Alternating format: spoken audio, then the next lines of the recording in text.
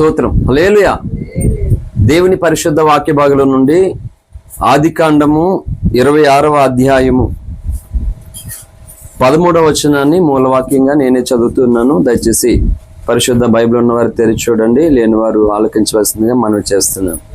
ఆదికాండము 26వ అధ్యాయము 13వ వచనం. అతడు మిక్కిలి గొప్పవాడగు వరకు క్రమక్రమముగా అభివృద్ధి పొందుచూ వచ్చాను. ఈ పరిశుద్ధ వాక్య భాగం దేవుడు మన వెనుకడలో ఆశీర్వదించును గాక. ఆమె చిన్న మాట ప్రార్థన చేసుకుందాం. స్తోత్రం నాయన, ప్రేమ కలిగిన తండ్రి, మీకు వందనాలు, స్తోత్రాలు ప్రభువా. అయ్యా, మీరు మమ్మల్ని ఎంతగానో ప్రేమిస్తూ ఉన్నారు. ఇగో ప్రతి నెలలోనూ తండ్రి మాకు ఇవ్వబడినటువంటి 4 పరిచర్యల్లోనూ 6 కూడుకులు ప్రభువా, ఇగో ఉపవాస ప్రార్థనలు పెట్టుకోవడానికి మాకు ఎంతో కృపనిచ్చారు నాయన. అందుబెట్టి నేను స్తుతిస్తూ ఉన్నాను. ఈ యొక్క ఏప్రిల్ నెలలోనైనా ఇగో 26, 27, 28 3 రోజులు జరుగుతున్న ఈ ప్రార్థన పెట్టి నీకు వందనాలు. ఈ మొదటి రోజు ప్రభా ఇగో పగలు కూడిక యానమును బట్టి నేను స్తుతిస్తూ ఉన్నాను ప్రభా. ఇగో చదవబడినటువంటి లేఖనము ద్వారా నీ దాసుని అభిషేకించండి, నీ ఆత్మతో నింపండి. ఈ స్థలంలో ఈ కూడుకులో ప్రభా ఇగో పాలు పంపులు పొందినటువంటి ప్రతి ఒక్కరిని ప్రత్యేకంగా నీ స్థలానికి అప్పగిస్తున్నాను. బలపరచండి. లైవ్ ద్వారా ఆ స్థలాల నుండి నాయన నీ వాక్య వింటూ తండ్రి ఇగో నాయన నేర్చుకునిచు ఆత్మీయంగా ఎదుగుతూ ఉన్నటువంటి వారిని కూడా దర్శించమని ప్రార్థిస్తున్నాను. నీ కార్యములకు అడ్డుగా ఆటంకంగా ఉన్నటువంటి ప్రతి దైవశక్తులన్నింటినీ బంధించి ప్రభా అయా ఈ కుడుకుల ద్వారా ఇగో మా సంఘాలు అన్ని దీవించబడి గొప్ప ఉజ్జింపబడినైనా అయా నీ నామముకు మహిమ కలిగించేటువంటి వ్యక్తులుగా తయారు కావడానికి నైనా అందరినీ మీరు బలపరిచి ఈ కార్యమును నాయన మీరు ఆస్వాదించి మీరే మహిమ పొందుకోమని యేసయ్య నామమున స్తుతించి ప్రార్థించి వేడుకుంటూ ఉన్నాం తండ్రి. ఆమేన్, ఆమేన్. హల్లెలూయా. దేవుని పరిశుద్ధ నామానికి మహిమ కలుగును గాక. ఈ 3 దినాల ఉపవాస ప్రార్థనలకు విచ్చేసినటువంటి మీ అందరికీ ప్రభునామంలో ప్రత్యేకమైనటువంటి వందనాలు. మొదటి కూడిక యానమును బట్టి స్తోత్రాలు. హల్లెలూయా. కనుక ఇవి ఉపవాస మనోహర పండుగలు, దీనికి టైటిల్. మరి ఎంతమంది మన యొక్క ఆ పోస్ట్ చూశారో ఎందుకో తెలియదు, మరి ఆ పేరు ఈ ప్రార్థనలకు టైటిల్ ఉపవాస మనోహర పండుగలు అనేటువంటి టైటిల్ పెట్టడానికి దేవుడు కృప చూపించాడు. అయితే రాత్రి యానం రాలేదు. కోలంక ఆరాధన అయిపోయిన తర్వాత సాయంకాలం ఇంటికి వెళ్ళిపోయిన తర్వాత కొంత సమయం నేను వీడియో పెదవసలు వీడియో అప్లోడ్ అవ్వలేదు. అది అప్లోడ్ పెట్టి కొంత సమయం అయిన తర్వాత నేను ఆలోచిస్తూ ఉన్నాను, అమ్మా కొంచెం నాకు క్లియర్గా ఉండాలి. హల్లెలూయా. ఏంటనంటే చూడండి, శ్రద్ధగా వినాలి. ఉపవాస మనోహర పండుగలు అనేటువంటి పేరు పెట్టాను. అయితే ఈ ఉపవాస ప్రార్థనలు మరి మీరు ఆలోచన చేస్తే ఇది మనకి 7వ నెల. నేను షాక్ అయ్యాను. అప్పుడే 7వ నెల అయిపోయింది. ఉపవాస ప్రార్థనలు స్టార్ట్ చేసి 7వ నెలలోకి వచ్చేసామట. ఎప్పుడు స్టార్ట్ చేసామంటే నేను జూలై మధ్యవారంలో 50 రోజుల ఉపవాసాన్ని స్టార్ట్ చేశాను చెన్నై నుంచి వచ్చిన తర్వాత. సెప్టెంబర్ 6వ తారీఖు నా బర్త్డే రోజు 50 రోజుల ఉపవాస ప్రార్థనలు ముగించుకుని లాస్ట్ రోజు కృతజ్ఞత కూడిక. ఆ తర్వాత ఆ ప్రార్థనలో ప్రభు మాట్లాడినప్పుడు ప్రతి నెల ఉపవాస ప్రార్థనలు పెట్టమని చెప్పినప్పుడు పూనుకున్నాను. అలాగా ఫస్ట్ ప్రార్థన ఎప్పుడు పెట్టామంటే అక్టోబర్లో పెట్టాం. తర్వాత నవంబర్, డిసెంబర్, జనవరి, ఫిబ్రవరి, మార్చ్, ఇది ఏప్రిల్, 7వ నెల ప్రార్థన మాట. ఆలోచన చేస్తే ప్రస్తుతం 7వ నెల కూడికి వచ్చేసరికి ఆటోమేటిక్గా సాతానుడు చాలా ఎక్కువగా సంఘాల మీద దాడి చేస్తున్నాడు. నేను చూస్తూ వచ్చాను. ఎందుకంటే ఆల్మోస్ట్గా ఎందుకంటే ప్రతిరోజు మన సంఘాల్లో ప్రతి కుటుంబం కొరకు నేను ఇప్పటి నుంచే కాదు ఫస్ట్ నుంచి కూడా నేను సంఘాల కొరకు ఆ విధమైనటువంటి ప్రార్థన చేయడం దేవుడు నాకు నేర్పించాడు. సో ఆలోచన చేస్తుంటే ఒక్కొక్క కుటుంబాన్ని ఒక్కొక్క రీతిగా సాతానుడు బలహీనపరుస్తూ ఉన్నాడు. ఏంటి శారీరకంగా, మానసికంగా, ఆత్మీయంగా బలహీనం అయిపోతూ ఉంది సంఘం అనే విధాల్లోనూ. కనుక నేను ఆలోచన చేస్తుంటే రాత్రి నాకు అర్థమైంది మాట, ప్రేయర్లో లేనప్పుడు నేను, ఓహో 7వ నెల ప్రార్థనలోకి వచ్చామా, ఓకే 7వ నెల ఎఫెక్ట్ అంటే 7వ నెల దగ్గరికి వచ్చేసరికి భయంకరంగా సాతానుడు ఉద్రిక్తత చేస్తూ ఉన్నాడు. అందుకే చూడండి, పరిశుద్ధాత్మ దేవుడు మనము నిజముగా పండుగ వాతావరణం, మనం ఒక పండుగ సెలబ్రేట్ చేసుకోవాలి. ఏంటి పండుగ వచ్చినప్పుడు జనాలు సంతోషంగా ఉంటారా, దుఃఖంతో ఉంటారా? చాలా సంతోషంగా ఉంటారు. ఉన్నోడేమి, లేనోడేమి, చిన్నోడేమి, పెద్దోడేమి, పండుగ అంటే అందరు కూడా చాలా హ్యాపీగా ఉత్సాహంగా ఉంటారు. క్రైస్తవ జీవితంలో మనకి నిజంగా చెప్తున్నాను, ఈ ఉపవాస మనోహర పండుగలు కూడా మనకి చాలా ఉత్సాహాన్ని, సంతోషాన్ని, ఆనందాన్ని ఇచ్చేటువంటి ప్రార్థనలు ఇవి. హల్లెలూయా. కనుక 7వ నెల ప్రార్థనలోకి వచ్చామంటే you are fight for you. మనము ఏంటి ఫైట్ చేయడానికి, యుద్ధం చేయడానికి ఎదురు చూస్తూ ఉన్నామంటే ఎదురు చూడాలి కూడా అనమాట. హల్లెలూయా. సో దేవుడు ఎంతగానో కృప చూపిస్తూ ఉన్నాడు. త్వరగానే మనం ముగించుకుంటాం, ఎందుకంటే ఎర్లీగానే ప్రారంభించుకున్నాం. ముందుగా ఇక్కడికి వచ్చి ప్రార్థన నడిపించినటువంటి డేవిడ్ దంపతులకు ప్రత్యేకమైనటువంటి వందనాలు. హల్లెలూయా. సో అందరికి కూడా హృదయపూర్వకమైన వందనాలు చెల్లిస్తున్నాను. ఇలాగా ఈ ఉపవాస మనోహరటువంటి పండుగలు మనకి ఎంత కృప అంటే, నేను చెప్తున్నాను, ధనము మన దగ్గర లేకపోయినా, బలము మన దగ్గర లేకపోయినా, సరైన ఆరోగ్యాలు మనకి లేకపోయినా కానీ ప్రతి నెలలోనూ కూడా 3 రోజులు ఉపవాస ప్రార్థనలు, 4 స్థలాల్లో 6 కూడుకులు పెట్టుకుంటున్నామంటే నిజంగా ఇది చిన్న విషయం కాదు. ఇది చిన్న విషయం కాదు. ఇది చాలా గొప్ప విషయం అన్నమాట. హల్లెలూయా. చిన్నప్పుడు అంటే రక్షణ పొందినటువంటి కొత్తలో కొంతమంది అనేవారు, మాకు బోల్డ్ పండుగలు వస్తాయి, మీకు ఏం పండుగలు ఉన్నాయనేవారు. క్రైస్తవుని అయిన తర్వాత, చిన్నప్పుడు కాదు, రక్షణ పొందినటువంటి తర్వాతే, ఇంటర్మీడియట్ లోనే బాధ అనిపించేది. అవును కదా, మనకేంటి, మన పండుగలు ఏమి ఉండవు, బోల్డ్ పండుగలు ఉన్నాయి లోకల్లోనూ అని నాకు కొంచెం బాధ అనిపించేది అన్నమాట. హల్లెలూయా.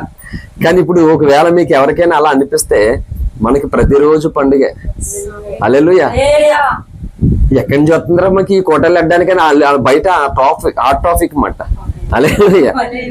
ఇంకా ఏం చేయాలో తెలియక అప్పులు అడుగుతున్నారమ్మా. వీళ్ళు నెలకి కోటాలు ఎట్టుకుంటున్నారని అప్పులు అడిగే వాళ్ళ సంఖ్య కూడా పెరిగిపోయింది మనకి. ఈరోజు ఈలోగా పెదవసలకి అప్పచెప్పేస్తాను, అప్పులు అడిగే వాళ్ళు. ఇగో కాంచన, దివ్య మా ఊళ్ళో అన్నారు, అక్కడికి వెళ్ళండి అప్పులు అడిగడానికి అని చెప్పేసి అలా అడ్రస్ ఇచ్చేసాను.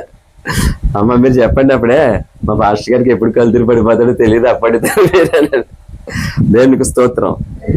మరి ఈ రీతిగా దేవుడు మహాకృప చేత మనల్ని దేవుని యందు ఎంతో సంతోషము, ఆనందాన్ని పొందుకునేటువంటి విధంగా నెల నెల ఈ కూడుకులు అనుగ్రహించాడు. నిజంగా ఇవి చాలా సంతోషకరమైనటువంటి దినములు మాట. నేను చెప్తున్నాను చూడండి, సంఘములో అన్ని ప్రార్థనలు ఒకటి కాదు. ఆదివారపు ప్రార్థన, చాలా మంది ఆదివారం వెళ్తే చాలా అనుకుంటారు కదా. ఆదివారపు ప్రార్థన అది మా సంఘము రొట్టె విరుచుటలో ఉన్నటువంటి ఖ్యాతిని, గొప్పతనాన్ని నేర్పించింది. కనుక ప్రభువును ప్రత్యేకంగా రొట్టె విరుచుట కొరకు, పునరుద్ధానాన్ని జ్ఞాపకం చేసుకోవడం కొరకు ఆదివారపు ఆరాధనలో ప్రభు బల కొరకు మనం కూడుకుంటాం. హల్లెలూయా. ఈ ఉపవాస ప్రార్థనలు అనేటువంటివి ఏం చేస్తాయో తెలుసా? మనల్ని ఎంతగానో ఉన్నతులుగా, ప్రభావతముతో దేవుని యొక్క శక్తి చేత, దేవుని యొక్క అభిషేకం చేత మన జీవితాలలో కఠినమైనటువంటి సవాళ్ళు, కఠినమైనటువంటి పరిస్థితులు ఎదురవునప్పుడు వాటిని దాటుకుని మన ముందుకు సాగడానికి ఈ ఉపవాస ప్రార్థనలు గొప్ప ఆయుధం మనకి. హల్లెలూయా. ఇవి చాలా ఆశీర్వదకరమైనటువంటి ప్రార్థనలు అన్నమాట. కనుక మేము ప్రారంభ దినాల్లో ఎప్పుడు ఉపవాస ప్రార్థనలు పెడతారా సంఘాలను ఎదురు చూసేవాళ్ళం అన్నమాట. అప్పుడు నేను చాలా రోగిగా, చాలా బలహీనంగా ఉండేవాడిని. పైగా నేను పేషెంట్ అనే సంగతి కూడా ఎవరికి తెలియదు. అలా 3 రోజులు ఉపవాసం ఉండి మంచినీళ్ళు కూడా తాగేవాడిని కాదు. ఎప్పుడు ఉపవాస ప్రార్థనలు వస్తాయని చూసేవాడిని. 3 రోజులు అలా మంచినీళ్ళు తాగేటువంటి వాడిని కానే కాదు మాట. హల్లెలూయా. కనుక ఉపవాస మనోహర పండుగలు ఇవి, మామూలు పండుగ కాదు. ఏంటి నిజమైనటువంటి పండుగ అంటే జేబు నిండా డబ్బు ఉండడం, ఒంటి నిండా ఆరోగ్యం ఉండడం మాత్రమే కాదు. ఈ రోజు అవి ఉన్న మాత్రం చేసుకోవడం లేదు, అవి ఉంటేనే చేసుకోవట్లేదు పండుగ. హల్లెలూయా. క్రైస్తవ జీవితంలో మన పండుగ ఏంటి? మనం పండుగ ద్వారా పొందుకునేటువంటి సంతోషం ఏంటంటే, మనం ఇంత సామాన్యులం, ఇంత బలహీనం, మనం తీసుకొచ్చి engineering job, doctor job, lawyer job, police job, collector job ఇస్తారా మనకి? ఎవరైనా ఇస్తారా? ఎవరెవరు? అటువంటి మనకు యేసయ్య ఏ జాబ్ ఇచ్చాడు?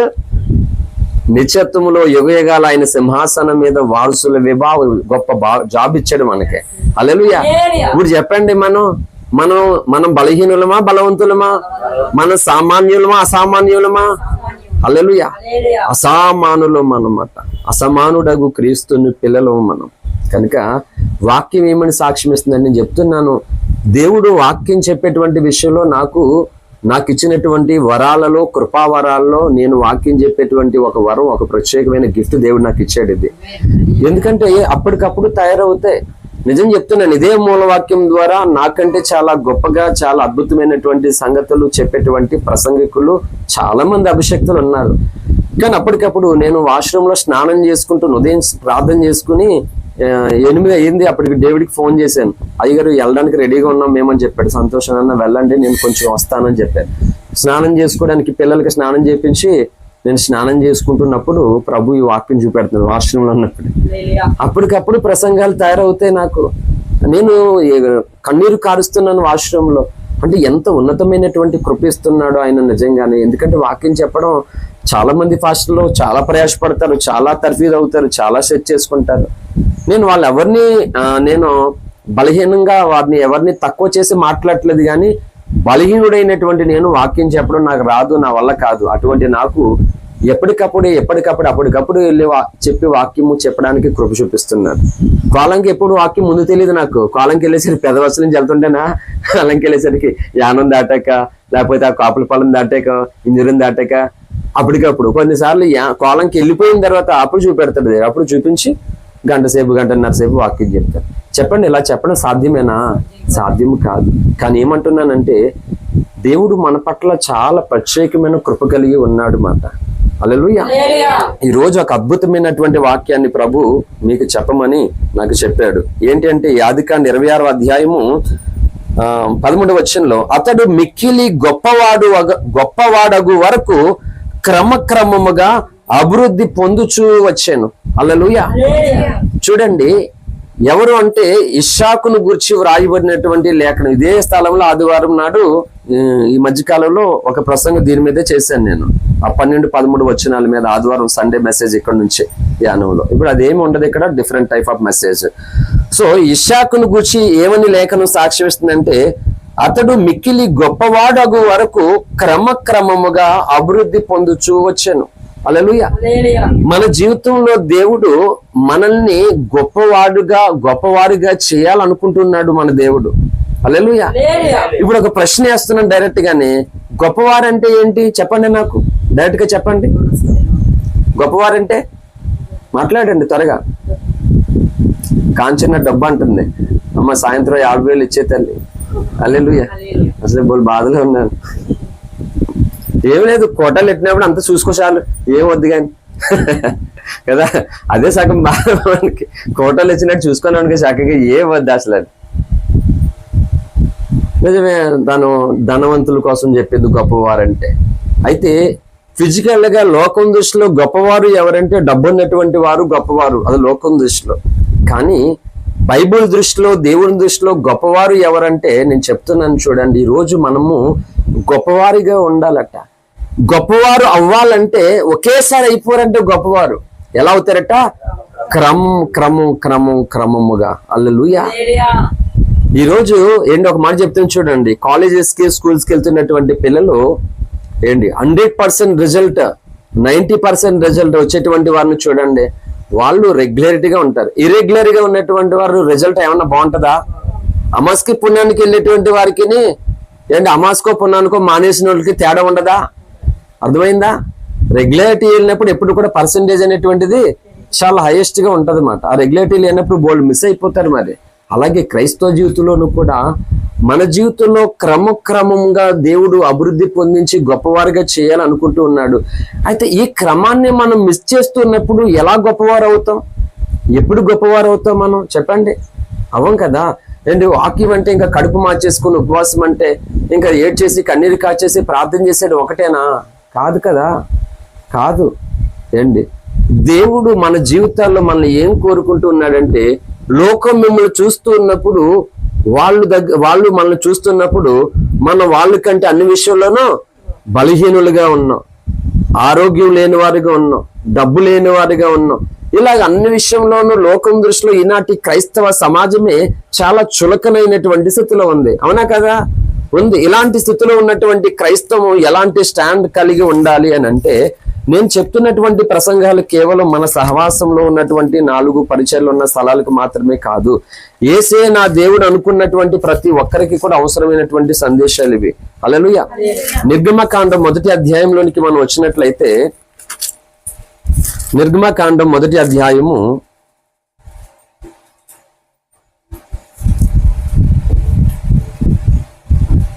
10వ వచనం, వారు విస్తరింపకుండునట్లు మనము వారి ఎడల యుక్తిగా జరిగించుదము రండి.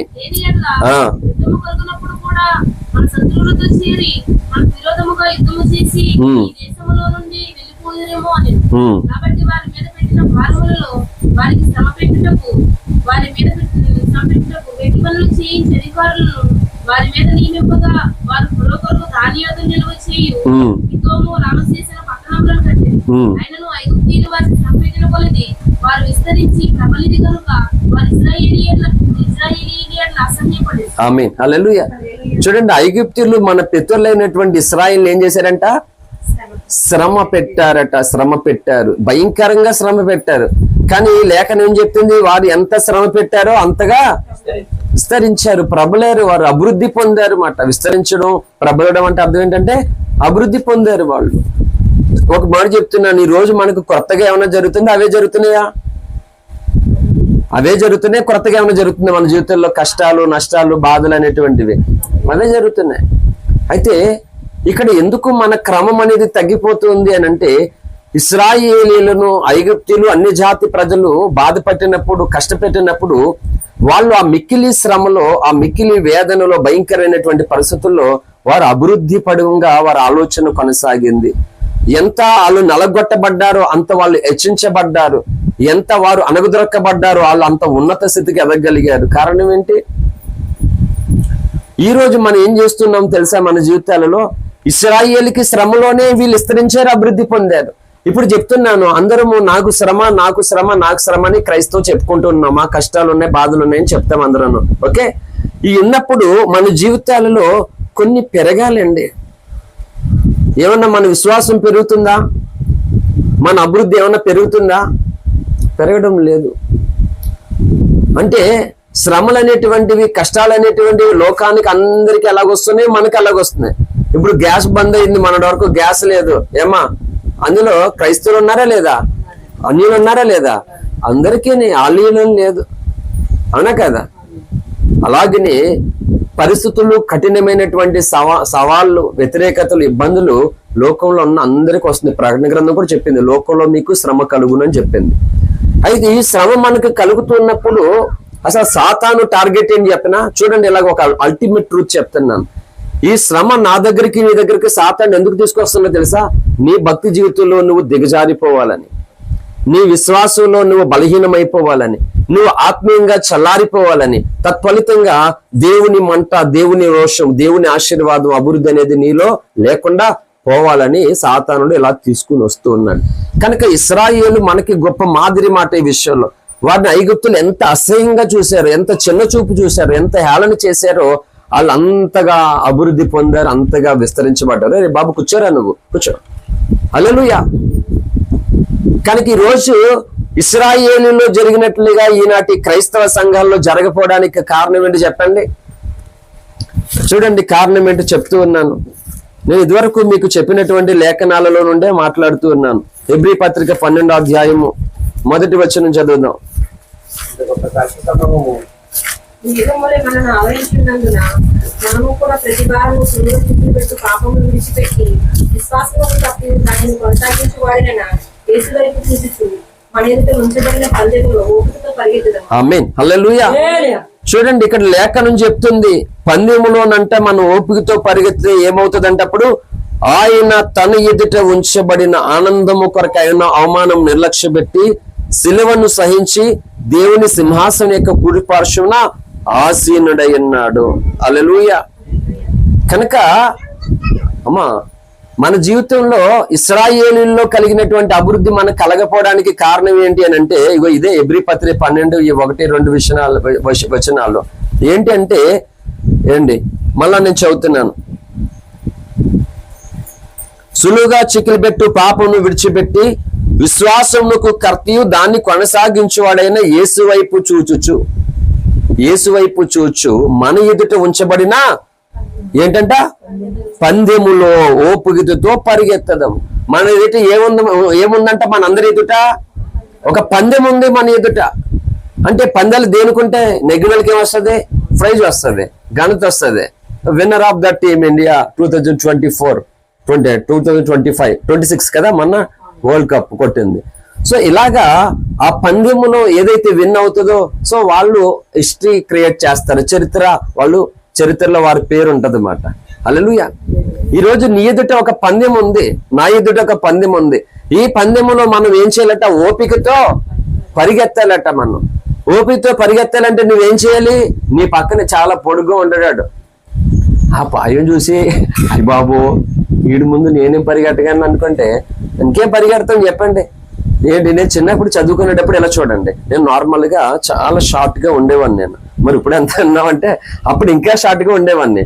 ఇప్పుడు ఒక క్లాస్ అయిపోయిన తర్వాత నువ్వు క్లాసులోకి వెళ్తాం కదా. ఇప్పుడు సమ్మర్, ఇప్పుడు ఫస్ట్ క్లాస్ వాళ్ళు సెకండ్ ఎల్కేజీ యూకేజీకి వస్తారు కదా. నేను చిన్నప్పుడు చదువుకున్నప్పుడు ఒక క్లాసు ఇంకో క్లాస్కి వెళ్ళినప్పుడు భయం వేసేసేది నాకు. బాబోయ్ నేను చదువుతానంటావా అని చెప్పేసి భయం వేసేది. కానీ ఇప్పుడు ధైర్యం వచ్చింది తెలుసా నాకు. నేను ఎంత పొట్టుగా ఉంటానో ఆ క్లాసులో ముందు దాటి వెళ్ళిపోయినాడు. నాకంటే అందులో అలా పొట్టుగా ఉన్న వాళ్ళు ఎంతమంది ఉన్నారో చూసేవాడిని. వాళ్ళని ఆడు 1వ తరగతి 2వ తరగతి చదివారు కన్నా పట్టుకో ఉండి అంటే తెలీదు అప్పుడు, చిన్న మైండ్ కదా. అలా చూసి వాడు చదివేసాడు పర్లేదు, ఆడు నా అయితే ఉన్నాడు కదా, నేను ఎందుకు చదవలేను అలాగే అనుకున్నాను నేను. అప్పుడు అర్థమైందా? అంటే ఈ క్లాసులో అయిపోయింది, ఈ క్లాసులో మనం ఉన్నాం, అప్పుడు 40తో చదివేస్తాం వెళ్ళిపోతాం. ఇంకో కొత్త క్లాస్కి వెళ్ళేసరికి అయ్య బాబు మనం చదవగలమా అని ఒక భయం మాట. అప్పుడు నాకు ధైర్యం వచ్చింది ఏంటంటే, నా ఎంత పొట్టోడు ఆ క్లాస్ దాటి చదివినోడు ఉంటాడు కదా, ఆయన చూసి ఆ పొట్టోడే చదివాడు కదా, ఇప్పుడు నేను ఆడికంటే పర్లేదు కదా, నేను ఎందుకు చదవలేను, అలాగే నాకు చిన్న ధైర్యం వచ్చేది అన్నమాట. సో ఈ రోజు మనకి రివర్స్ అవుతుంది అని చెప్పిన, నీ పందెపు రంగంలో నీ ప్రైజు, నీ ఘనత, నీ బహుమానం నువ్వు ఎందుకు పొందుకోలేకపోతున్నావు అంటే, నువ్వు యేసును చూడడం మానేసి నువ్వు ఇంకొకరిని చూడ. ఇది క్రైస్తవులు అందరూ చేస్తున్న తప్పేదే. దేవుని మహాకృపం పెట్టి ఈ తప్పు చేయకుండా దేవుడు నన్ను కాపాడుతూ వచ్చాడు ఎంతకాలం. లేకపోతే నా ముందు అందరూ హేమాహేమిలు అన్ని విషయంలో, బొజ్జల్లో కానీ బాడీలో కానీ మొత్తం అన్నిట్లో కానీ హేమాహేమిలు నా ముందున్న వాళ్ళు అందరూ. కానీ దేవుని మహాకృపను బట్టి నేను వాళ్ళెవ్వరినీ చూడకుండా యేసు వైపు చూసేలాగా, యేసు కొరకు రిస్క్ చేసి పోరాటముతో దేవుని పని చేస్తున్నటువంటి భక్తులను, అలాగే ఈనాటి అంచకాల ప్రవక్త ఓఫిరి గారిని, వీళ్ళని చూసుకుంటూ దేవుని మహాకృప బట్టి 21వ ఏటలో క్రైస్తవ జీవితంలో నేను అడుగు పెట్టాను. హల్లెలూయా. అంతే చెప్తున్నాను. క్రైస్తవుడికి వచ్చేసరికి నేను చెప్తున్నాను, 100% మంది పాస్టర్లేంటి, స్వార్థికులేంటి, విశ్వాసులేంటి, అందులో మంచోళ్ళైనా సరే పాడైపోవడానికి, బలహీనమైపోవడానికి, నష్టపోవడానికి, కోల్పోవడానికి వన్ ఆఫ్ ద రీజన్ ఏంటంటే, చుట్టూ ఉన్నటువంటి వాటిని చూడడం, విజయం ఇచ్చే యేసుని వదులుకోవడం. యేసు వైపు చూడడం అంటే అర్థం చెప్పిన, కృపలు ప్రార్థన పెట్టుకున్నాడు, ఇదే వాక్యం చెప్పాను. పెదవసుల వాక్యం చెప్పాను, చాలా స్థలాల్లో అదే వాక్యం చెప్పాను. అసలు యేసు వైపు చూడడం అంటే అర్థం చెప్పనా, యేసు వైపు చూస్తే అప్పటి వరకు నీకున్నటువంటి ఆ కొద్ది సామర్థ్యం ఆయన వైపు చూసినా అది అనేక రెట్లు అయిపోతుంది అన్నమాట. అలా నీ విజయానికి కావాల్సిన సామర్థ్యం వస్తుంది అన్నమాట, నీ విజయానికి కావాల్సిన జ్ఞానం వస్తుంది అన్నమాట. అలా వస్తుంది అన్నమాట. యేసు వైపు చూస్తే అది అర్థం. ఇప్పుడు నువ్వు మనుషుల వైపు చూస్తే ఏమవుతుంది తెలుసా? ఇశ్రాయేలీయులు 12 గోత్రపుల వారు వేగు చూడడానికి పంపించాడు మోషే కనానికి. వెళ్ళి చూసి వచ్చినట్టు ఏం చెప్పారు ఇశ్రాయేలీయులు అందరి ఎదుట? తిండిపోతాడేమో తిండిపో చెప్పాడు. ఏం చెప్పాడు అనుకోండి, అక్కడ ద్రాక్ష పళ్ళు గుర్తుంటారు కదా, అది ఏం చేస్తారు తెలుసా? రే మన దేశంలో ఉన్నట్టు అనుకున్నావేంటి, అక్కడ ద్రాక్ష పళ్ళు వెళ్ళని తెలుసా, 2 మోసామని కదరా అంటే, అవును తిండిపోతలు ఉన్నారు, నోరు అలాగా ఆవలించేసి ఆ తిండి కోసం శుభ్రంగానే చక్కగా హ్యాపీగా ఉంది వాళ్ళకి. ఇంకొకటి వచ్చి ఆకలి తిండిపోతు గోలు పక్కన పెట్టు, అదే కనపడుతుంది. కానీ అసలు వాడిని చూసావు నువ్వు, అసలు నీకు ఏమైనా అనిపించిందా? నీకు కూడా తెలుసా వాళ్ళు ఎంత ఎత్తున్నారు తెలుసా? వాళ్ళు మోకాల దగ్గర కూడా మనం వాళ్ళ దగ్గర నుంచి ఉంటాను అంటే, అయ్య బాబు అవునా అని చెప్పేసి కొంతమంది గుండు జారిపోయినమాట. ఇలాగ ఇశ్రాయేలీల్లో ఒక్కసారిగా ఉన్నటువంటి ఆలోచన, భావజాలం, మనసు అనేక ముక్కలుగా చెదిరిపోయింది ఒక్కొక్కరు అనమాట. యెహోషువ కూడా చెప్పాడు, వాళ్ళ దృష్టి కంటే ఇశ్రాయేలు ఎలాగున్నారట? మిడతల్లాగా ఉన్నారట. సంఖ్యాకాండంలో చెప్పబడింది, మిడతల్లాగా ఉన్నారట. ఇప్పుడు మిడతల్లాగా ఉన్నటువంటి మనుషులు అజానుభావుల దగ్గరికి వెళ్ళి యుద్ధం చేయగలుగుతారా? చేయడం సాధ్యం కాదు. అప్పుడు యెహోషువ గొప్ప మాట, యెహోషువ కాలేబులు చెప్పారన్నమాట. ఏమని? మనం వాళ్ళ దగ్గర మిడతలుగా ఉన్నమాట వాస్తవమే, కానీ మన దేవుడు వాళ్ళకంటే శక్తిమంతుడు, మనం నిత్యముగా అది స్వాధీనం చేసుకుంటాం, స్వతంత్రించుకుంటామని చెప్పాడనమాట. అంటే వీళ్ళు విశ్వాసముతో కూడినటువంటి పలుకు పలకడానికి కారణం ఎవరంటే దేవుడు. వాళ్ళు అవిశ్వాసంతో పలకడానికి కారణం ఎవరంటే మనుషులు. వాళ్ళు ఎదుట వాళ్ళు చూశారు. అందుకంటున్నాను, మనం కంపేర్ చేసుకోవాల్సింది ఏంటంటే మన శక్తి సామర్థ్యాలు చూసుకుని మనం కంపేర్ చేసుకుంటున్నాం. దీనివల్ల ఏంటి మన ప్రార్థన అంతా దుర్వినియోగ పాలైపోతుంది. ఇది ఒక డిఫరెంట్ ఏంటి ఫాస్టింగ్ ప్రేస్ మాట. జాగ్రత్తగా మీరు ఫాలో అవ్వండి. నేను చెప్తున్నాను ఈ 2026లోనే ఏంటి ఇంకా మిగిలిన ఎన్ని నెలలు ఉన్నాయి మనకి? ఏప్రిల్ తీసేయండి, ఇంకెన్ని నెలలు ఉన్నాయి? ఖచ్చితంగా దేవుని అభివృద్ధి ఆశీర్వాదం మనం అందరూ పొందుకుంటాం. ఇది పరిశుద్ధాత్మ దేవుని మాట. ఇది హల్లెలూయా. ఎందుకంటే చెప్తున్నాను, ప్రభు కష్టపడిన వాళ్ళకి ఇస్తాడు ఇవ్వడా? తప్పకుండా ఇస్తాడు మాట. ఇక్కడికి రాగానే ఎంత కన్నీళ్లతో ఏంటి, నేను అసలు ప్రే చేద్దాం అనుకోవట్లేదు. ఎందుకంటే కొంచెం ఉన్న ఎనర్జీ మెసేజ్ లో వాడుకుందాం అని చెప్పేసి నేను అలా అనుకున్నాను. కానీ ఒక్కసారిగా దేవుడు నన్ను తాగుతూ ఉన్నాడు. ఇంకా ప్రే చేద్దామని అలా కొనుక్కుంటే ఎంతలాగా నా దాహం తీరిందండి కన్నీళ్ళతోటి. నాకు ఎక్కడికెక్కడ ఎలాగుందంటే మొత్తం బంధించేసినట్టు ఇంకా బాలింతరాలు, కొన్నిసార్లు బాలింతరాలు ఇలా ఉందంట అనమాట. అంతకంటే దారుణంగా ఉంది నా బాడీ. సో చాలా మాట ఆయన దాహం తీర్చేటట్లుగా నా దాహం తీరింది. అంతలాగా దేవుడు ఒక్కసారిగా కన్నీళ్ళ ఊట ఉంచాడు. ఖచ్చితంగా నాకు ఒక నిరీక్షణ వచ్చింది, యానం పట్ల అతి త్వరలోనే పరిశుద్ధాత్ముడు గొప్ప కార్యం మన పట్ల చేస్తాడు ఖచ్చితంగా అనమాట. హల్లెలూయా. ఎందుకంటే బైబిల్లో నాకున్నటువంటి కారణం, రీజన్ ఏంటి, నమ్మకం, విశ్వాసం, ఆశ, నిరీక్షణ ఏంటి అని అంటే 1 కొరింథీ పత్రిక 15వ అధ్యాయము 1 కొరింథీ పత్రిక 15వ అధ్యాయము 58వ వచనం. నన్ను చూడు, చదవండి. కాగా నా ప్రియ సహోదరులారా, మీ ప్రయాసము ప్రభునందు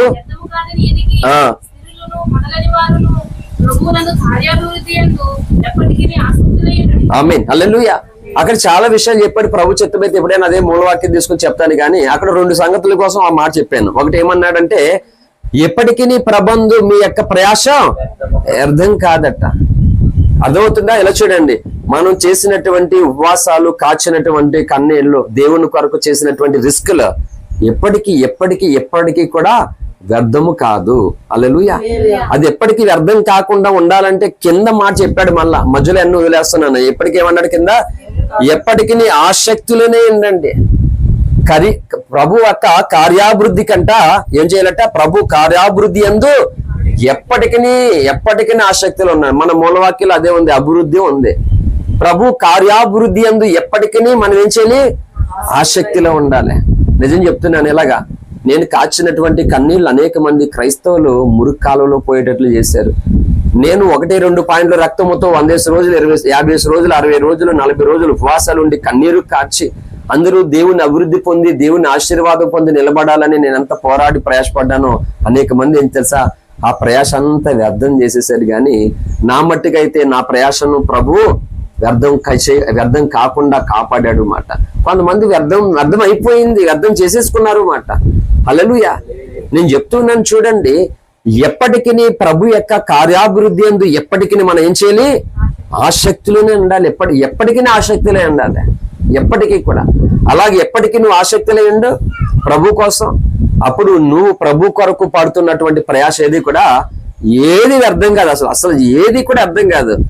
ఇంత అనేది కూడా అసలు ఏది కూడా అర్థం కాదు. బైబిల్లో ప్రకటన గ్రంథాలు చెప్పబడింది, ఏం చెప్పినా ఒక పళ్ళైనా కొట్టివేయబడదంట. దేవుడు చెప్పినటువంటి మాటలు. ఒక పళ్ళ అరసున్నాలు ఉంటాయి.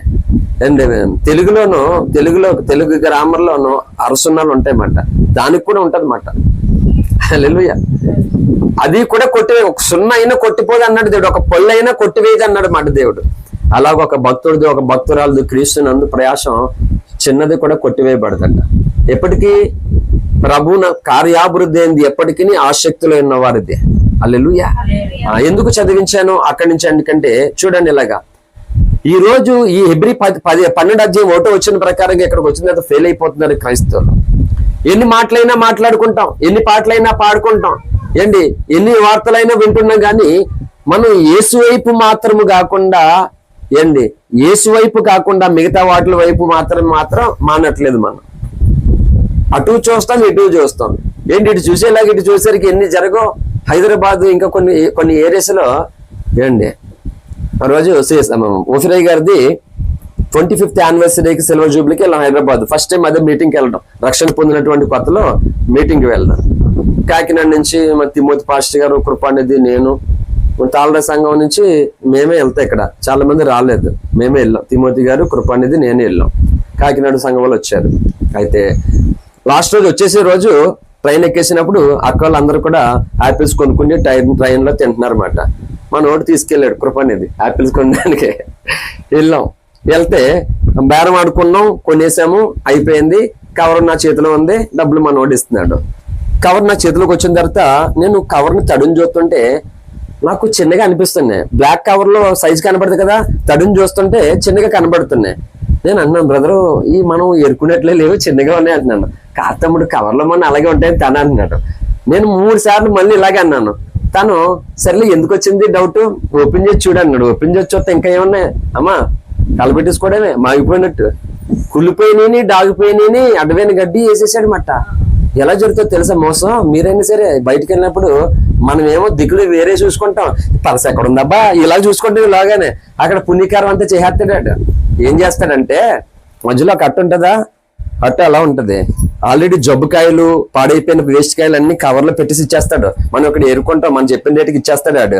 మనం జేబులుగా ఇలాగా ఒంగేసరికి కన్ను రెప్ప ఇలా జేబులు డబ్బులు తీసేసరికి ఆడు మనం ఎదుర్కొంటే ముడేస్తాడు కవర్, ఇలా పెట్టి ఆ కవర్ ఇలా ఇచ్చేస్తాడు 5 seconds లో. కోటిలో అలాగే మా అమ్మ హైదరాబాద్ లో ఉన్నప్పుడు అక్కడికి వెళ్ళాను. అక్కడి నుంచి ఇక్కడికి వచ్చేసేటప్పుడు కోటి సెంటర్ లో బట్టలు, వాచ్లు అన్ని కూడా తక్కువ రేట్లకు వస్తుంటాయి అన్నమాట. బట్టలు కొనుక్కోవడానికి వెళ్ళాను. నాకు నచ్చిన డ్రెస్సులు తీసుకున్నాను, పెట్టుకున్నాను, ప్యాక్ చేయడానికి ఇచ్చాను. డబ్బులు ఏదో తీసుకున్నాను, కవర్ ఇచ్చేసాడు. అక్కడ నుంచి బంజారా హిల్స్కి వచ్చేసాను. సాయంత్రం గౌతమి ట్రైన్కి బయలుదేరాలన్నమాట. ఈ కవర్లన్నీ పీకేసి బ్యాగులో సర్దుకోవడానికి పీకేస్తే నేను పెట్టుకున్న బట్టలు ఏమీ లేవు. ఇంకెంత దూరం వెళ్ళాడు దగ్గరికి. నేనైతే అక్కడ మోసపోయాను అలాగే దగ్గర. కానీ ఈ రోజుకి క్రైస్తవుల దగ్గర అనేక మంది దగ్గర ఈ రోజుకి మోసపోతూనే వచ్చాను. హల్లెలూయా. ఇది చేతకాని మోసతనం కాదు, కానీ నమ్మకం కలిగినటువంటి మోసం. హల్లెలూయా. నమ్మకం వలన పోయినటువంటి మోసం. ఆ మోసం వల్ల దేవుడు నన్ను ఎక్కడుతాడా? నమ్మాను కదా ఆయన కొరకును. హల్లెలూయా. దానికి ఏం అడగడా. అక్కడ మోసపోయింది నా అవివేకం, అది అంతేనా? నా అజ్ఞానం, నా అవివేకం అక్కడ మోసపోయింది. ఇక్కడ మోసపోయింది అవివేకం, అజ్ఞానం కాదు, ఆయన ప్రేమ కొరకు మాట. హల్లెలూయా. అర్థమైందా మీకు? ఎందుకు చెప్పాను ఈ మాట? ఇప్పుడు ఎందుకు చెప్పాను నేను? దేవుని వైపు చూసి అనేటువంటి విషయంలో చెప్తున్నాను. లోకం చూస్తున్నా, ఆయన వైపు చూస్తున్నా కదా మనం. ఈలాగా నువ్వు ఆయన వైపు చూసి లోకం వైపు చూసేలాగా జరగవలసిన పుణ్యకారం అంతా జరిగిపోతుంది. అలాగే మేము ట్రైన్ దగ్గరికి వెళ్ళిన తర్వాత అక్క మీరు ఒకసారి మీ పళ్ళను చూసుకోండి ఒకసారి అంటే అందరిని అలా మోసం చేసాడు. చివరికి ఆడేం చేస్తున్నాడు తెలుసు, షాప్ వాడు కత్తి తీసి బెదిరిస్తున్నాడు నన్ను చేపెట్టేసుకొని. సికింద్రాబాద్ లో కత్తితో పొడిచేస్తానంటే నన్ను. ఎందుకంటే మరి ఆ రంగు దొరికిపోయింది కదా, ఏంటో అదేంటో కానీ నాకే దొరికిపోతారు అందరూ అలాగా. నిజం, చాలా మంది నాకే దొరుకుతారు అలాగా. నేనేమో ఇంకా ఎలాగుంటాను, నేనేం మామూలుగా ఎలాగుంటాను. అప్పుడప్పుడు అనుకుంటాను అన్నమాట, బండి మీద వెళ్ళినప్పుడు మొత్తం వరస్ట్ గా డ్రైవింగ్ చేస్తారు చాలా మంది. నాకు నచ్చదు, గన కొనుక్కుందు చేసేద్దాని అంటాను, ఆమె నవ్వుతుంది వెనకాలండి. అంతే కదా. మొన్న ఎంజర్ నుంచి వచ్చినప్పుడు లారీ వాడు ఏం చేశాడు, అసలు లారీ ఎలాగెళ్ళాలంటే అండ్ ఆడు మామూలు కాదు, పెద్ద పట్టేసుకుని వచ్చేస్తాడు సంచులు తేటి. వచ్చేటప్పుడు రోడ్డు మీద ఎలా వెళ్ళాలి కదా. మేము లారీ వెళ్తాయి కదా, సైడ్కి వస్తే వీళ్ళు తగిలేసి వీళ్ళిద్దరు పడిపోతారు అన్నమాట. మొత్తం అది ఓకదో ఏదో వేసుకుని వస్తుందన్నమాట. అది వారకు వచ్చేసాడు వాడు. అలా ఉంటది కథ. ఏంటి నేను పట్టుకున్నాను వాడిని. ఆడు ఈలోగా పోలీసులు కనిపించారు అక్కడ. చెప్తాను వాళ్ళ సంగతి అని చెప్తాను అనమాట. నేను ఆడు భయపడి వదిలేసాడు. వాళ్ళు చెప్పి వస్తే కాకినాడ వాళ్ళు అన్ని కవర్లు ఓపెన్ చేస్తే వీళ్ళు ఏరుకొని తీసుకునే కాదు, ఆడు ఏరేసి పెట్టి.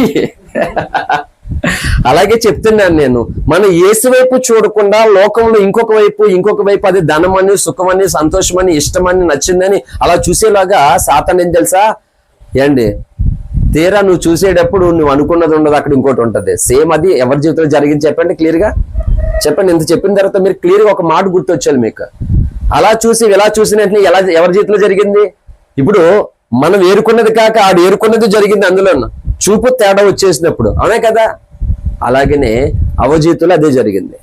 ఏం జరిగింది? అప్పటి వరకు దేవుడు ఎప్పుడు ఏ తేనె తోటలు అడుగు పెడతాడో నా ప్రభుని చూద్దాం, ఎదురు చూద్దామని ఆశపడేటువంటి వీళ్ళు ఒక క్షణము ఆ పండు వైపు చూసిన వెంటనే విత్ ఇన్ సెకండ్స్ లో తేడా వచ్చేసింది. ఇప్పుడు చెప్పండి, అవ చూసింది ఆ పండునే గాని కోరుకున్నది ఏంటి? చివరికి నాశనాన్ని కోరుకుంది.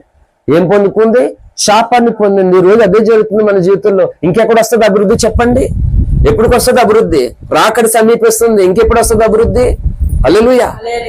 అందుకే రాదు. అందుకే మన జీవితంలో నువ్వు ఇతరులను చూసుకున్నంత కాలము నువ్వు ఆత్మీయంగా నువ్వు ఎదగలేవు, నువ్వు వర్ధలలేవు, ముందుకు సాగలేవు. అందుకే దేవుని మహాకృప బట్టి నా జీవితంలో అది ఏమీ జరగకుండా నా లోపాలు నా బలహీనతలు నేను చూసుకుంటూ సాధ్యమైతే ఇతరుల లోపాలు ఇతరుల బలహీనత నుంచి విడిపించి నేను ఆయన పాదాలు పట్టుకుని ముందుకు వెళ్ళేలాగా దేవుడు ఇంతవరకు కాపాడుతూ వచ్చాడు. లేకపోతే నేను అందరినీ చూసుకుంటూ ఉంటే నా నా పరిశుద్ధ జీవితాన్ని, నా ఆత్మీయ జీవితాన్ని, దేవుడు నా పట్ల కలిగించినటువంటి రోషాన్ని నేను అంతా పోగొట్టుకున్నాను. ఇదే జరుగుతుంది ప్రస్తుతం మన సంఘాల్లోనూ కూడా ఇదే స్టోరీ. అర్థమవుతుందా? హల్లెలూయా. మరి దానివల్ల చెప్పండి, ఎప్పుడు మనం గొప్పవాళ్ళు అవుతాం? ఎప్పుడు అభివృద్ధి పొందుతాం? ఎప్పుడు ఆశీర్వాదం ఎప్పుడు పొందుతాం? మనం ఇంకా ఎప్పుడు మనం సంతోషిస్తాం దేవుని బట్టి? అందుకే దేవుని బట్టి సంతోషం లేదు. దేవుని సన్నిధి అంటే ఈరోజు క్రైస్తవులు ఎలా ఉన్నారు చెప్పండి? యథార్థంగానే చాలా కష్టంగా ఉంది దేవుడి దగ్గర రావడానికి కదా. ఇంకేం పండుగ వాళ్ళకి చెప్పండి? పండుగ యేసయ్య గారి పాట ఉంటుంది. ఏ పాట అది నాకు తెలిసి, మనోహరం మహాబలం యేసయ్య దర్శనం మరల రాదండి ఈ అవకాశం.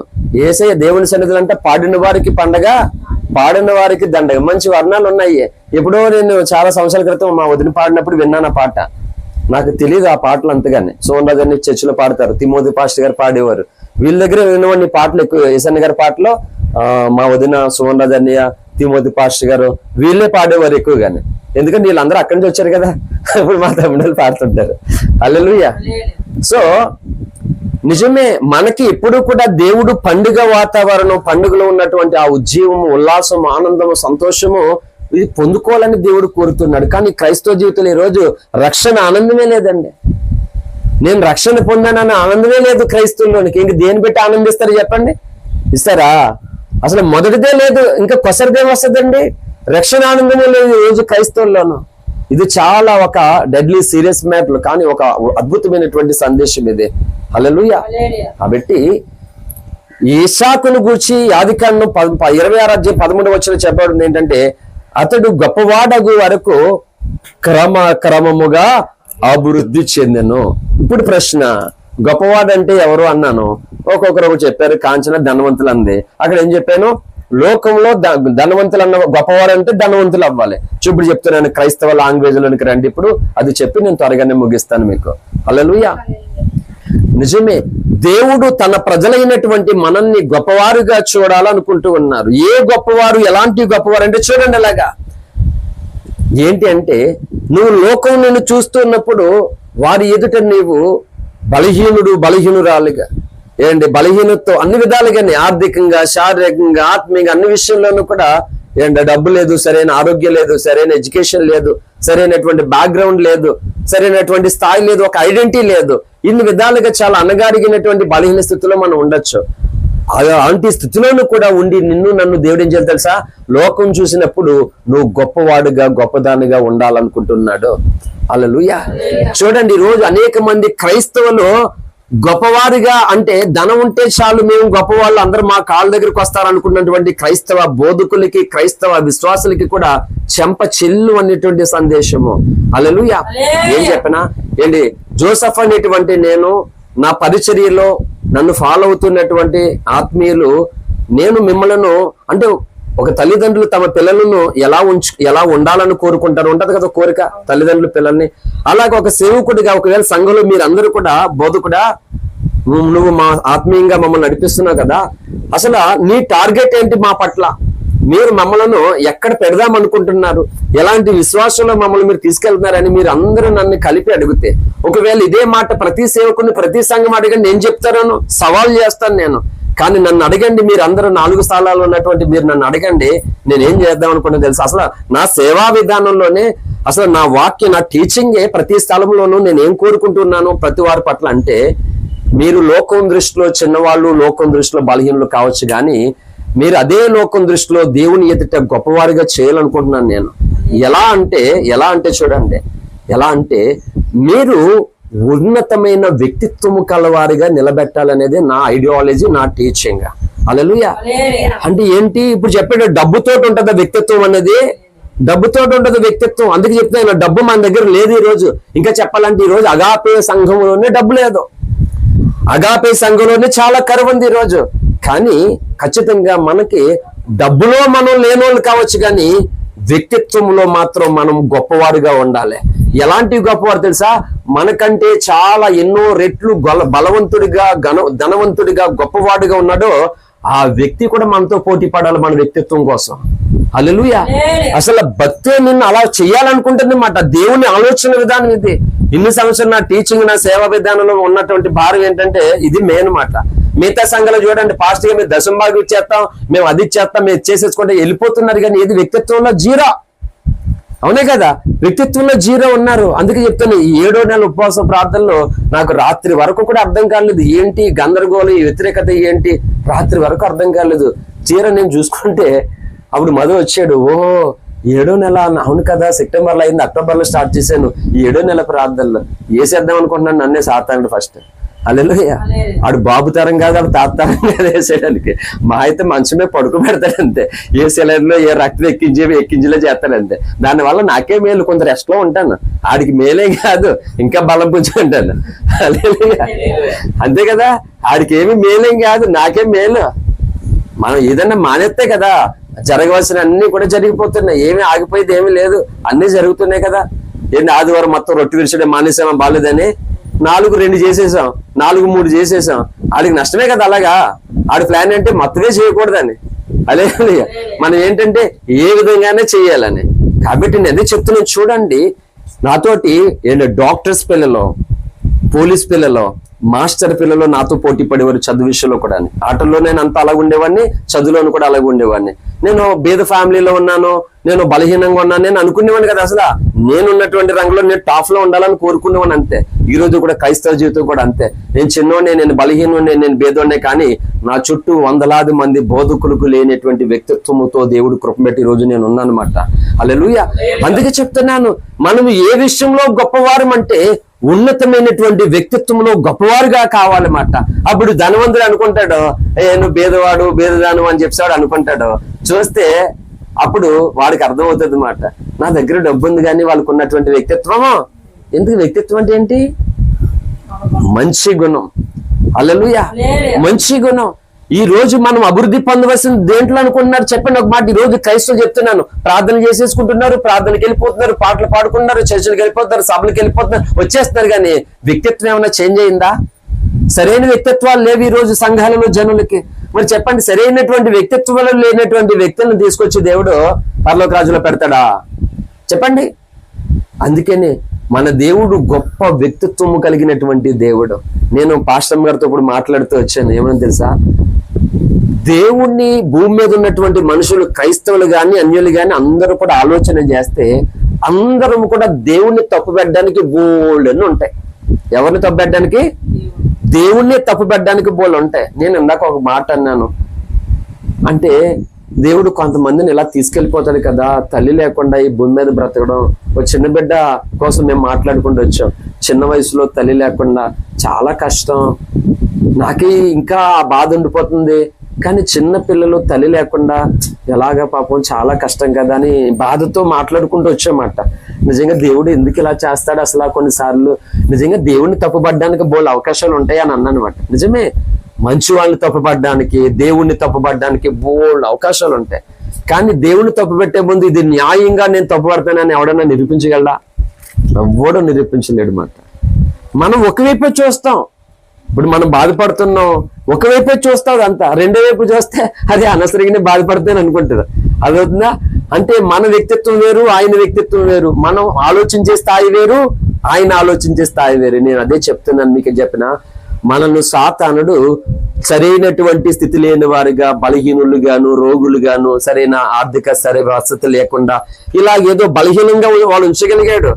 కానీ ప్రభు యొక్క వాక్యము ఇంత అనగారిన స్థితిలో ఉన్నటువంటి నిన్ను ఒక ఉన్నతమైన వ్యక్తిత్వముతో నిలబెట్టే శక్తివంతమైనది దేవుని యొక్క వాక్యము. సంఘాలు ఈ రోజు ఇక్కడ లేవేండి. చెప్తున్నట్లుగా ఆ వరాలు ఈ వరాలు అని ఎక్కడికెక్కడికి వెళ్తారు, కానీ ఉన్నతమైనటువంటి వ్యక్తిత్వం రావట్లేదు సంఘాలు. అదే చెప్తున్నాను, అతడు మిక్కిలి గొప్పవాడగు వరకు అట, గొప్పవాడగు వరకు ఏం చేశాడు? క్రమంగా ఏమయ్యాడు? అభివృద్ధి పొందడి. ప్రసంగానికి పేరేం పెడుతున్నాను చూడండి, అసలైన అభివృద్ధి. హల్లెలూయా. అసలైన అభివృద్ధి ఏంటంటే నీ చేతి నిండా ధనం ఉండడం కాదు. అసలైన అభివృద్ధి అంటే నువ్వు బేదరికంతోను బలహీన స్థితిలో ఉన్నప్పటికీ కూడా ఇగో చూడండి, జ్ఞానములో ధనవంతులకు లేని జ్ఞానములో నువ్వు అసలైన అభివృద్ధి పొందాలి. హల్లెలూయా. నీ జ్ఞానం ముందు ధనవంతులు ఓడిపోవాలి మాట, నీ మంచితనం ముందు గొప్పవాళ్ళు ఓడిపోవాలి మాట. అలాగే ప్రేమలో మనం అభివృద్ధి పొందాలి. ప్రేమించడంలో అభివృద్ధి లేదు, ఎక్కడున్నామో అక్కడే ఉండిపోయింది అంతే. ఏది అంటే ఎందుకు ఇది జరగట్లేదో తెలుసా? నేను చెప్తున్నాను.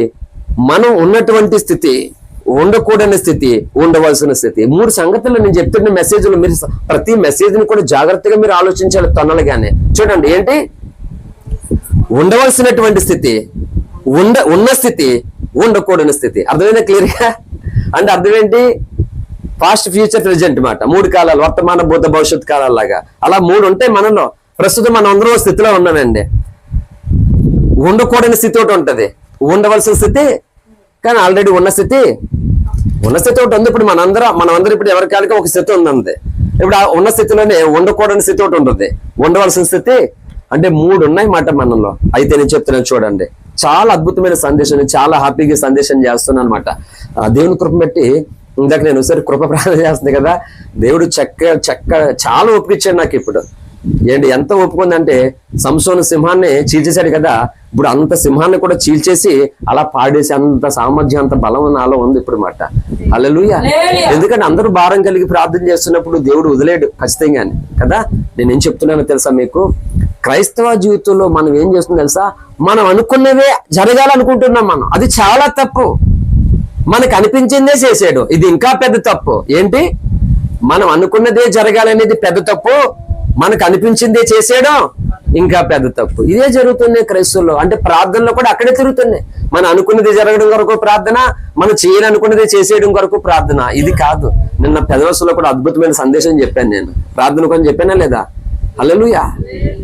మనం అనుకున్నది కాదు, ఏ విషయంలోనైనా సరే మనం అనుకున్నది జరగడం భక్తి కాదు, మనం చేయాలనుకున్నది చేసేయడం భక్తి కాదు, మనం మాట్లాడాలనుకున్నది మాట్లాడేసేయడం భక్తి కాదు.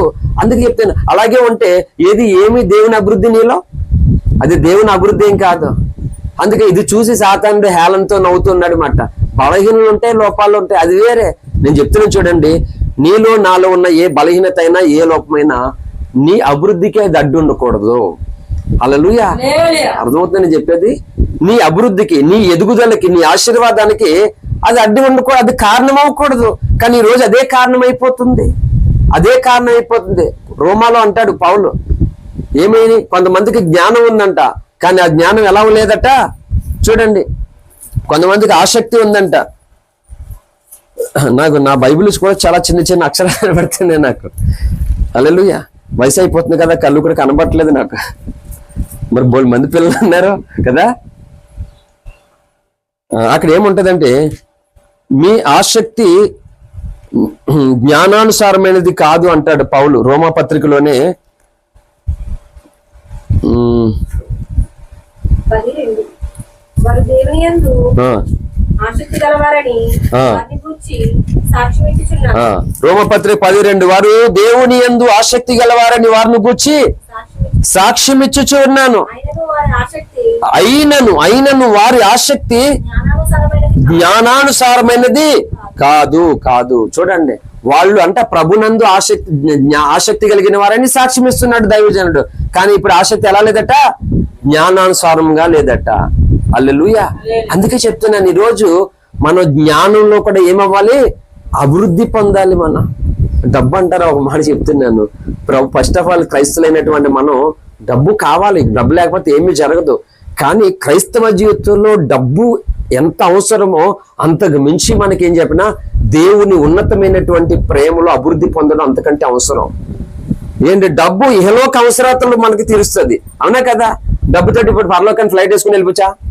అమెరికాకి వెళ్ళొచ్చు ఫ్లైట్ వేసుకోండి. డబ్బు ఉంటే మనం ఒక ఫ్లైటే కొనుక్కోవచ్చు. కానీ పరలోకానికి వెళ్ళి ఫ్లైట్ వేసుకోండి, ఎక్కడికి వెళ్తుంది అది? దేవుని రాజ్యానికి వెళ్ళకు. హల్లెలూయా. పాపలోకానికి డబ్బు ఎక్కడికైనా వెళ్ళిపోవచ్చు, ప్రేమలోకానికి డబ్బు రాదు. పాపలోకానికే ఏమన్నా బట్టలు వేసుకుని వెళ్ళొచ్చు, వేసుకోకుండా వెళ్ళొచ్చు. కానీ ప్రేమలోకానికి ధరించుకోవాల్సింది మాత్రమే నీలో ఉండాలి. క్రైస్తవ సమాజమా, మన సహవాసంలో ఉన్నటువంటి ప్రతి ఒక్కరు కూడా ఈ మెసేజ్ వినండి. ఖచ్చితంగానే మనం అభివృద్ధి పొందాలి. ఈ అభివృద్ధి ద్వారా దేవుడు ఒక ఉన్నతమైనటువంటి గొప్పవారిగా లోకములో గనులకు కలిగినటువంటి పేరు దేవుడు ఇస్తానన్నాడా లేదా? చెప్పండి నాకు, మీరు ఇస్తానన్నాడా లేదా? ఎలా ఇస్తాడు? ఎలా వస్తుంది? లోకంలో గనులకు కలిగినటువంటి ఆ గొప్ప పేరు మనకి ఎలా వస్తుంది? డబ్బుంటే వస్తుందా? మరి ఆలోచన చేయాలి. ఎప్పుడైనా బైబిల్లో ఉంది, నేను తలగా చేయను తోగ్గా చేస్తాను, తోగ్గా చేయను తలగా చేస్తాను, మిమ్మల్ని ధనవంతులుగా చేస్తాను, ఎలా చేస్తానని ఎన్నో చెప్పాడు కదా దేవుడు. అసలు మరి చెప్పండి, ఇప్పుడు లోకంలో గనులు కలిగినటువంటి పేరు మనకు రావాలి, ఏం చేయాలి ఇప్పుడు చెప్పండి? ఏం చేయాలంటారు? ఒక మాట చెప్పినా, క్రైస్తవులు బైబిల్ను ఎలా చూస్తున్నారు నాకు తెలిసి చెప్పినా, లోకంలో ఎన్నో పుస్తకాలు ఉన్నాయి కదా, అందులో ఇది ఒక పుస్తకం అంతే, నాకు తెలిసి అలాగే చూస్తున్నారు. అసలు మన జీవితము బైబిల్లో కనబడుతుందా? బైబిల్లో దేవుడు కోరుకుంటున్నటువంటి రీతిగా ఈ రోజు మన జీవితం మలచబడుతుంది, అలా అభివృద్ధి పొందుతున్నామని ఆలోచన చేయట్లేదు. అలాగ వినాలి సందేశాలు, అలాగ చదవాలి బైబిల్, అలా కాకుండా నార్మల్ గా చదువుకుంటూ వెళ్ళిపోతున్నారు. చెప్పండి, లోకంలో గనులు కలిగినటువంటి పేరు ఎప్పుడు వస్తుంది మనకు? ఒక పాట ఉంటది కదా, నీ ఓడిపోనయ్యా నా పక్షానుండగా, నీ కృంగిపోనయ్యా నీవు నాతో నుండగా. చెప్పలు కొడతా, నీ ఓడిపోనయ్యా నీ కృంగిపోనయ్యా, నీ ఏచిన చోటనే మనసారా నవ్వెదా, నీ ఏచిన చోటనే మనసారా నవ్వెదా, నీ పడిన చోటనే ప్రభు కొరకై, నే పడిన చోటనే ప్రభు కొరకై నిలిచెదా. స్తోత్రం.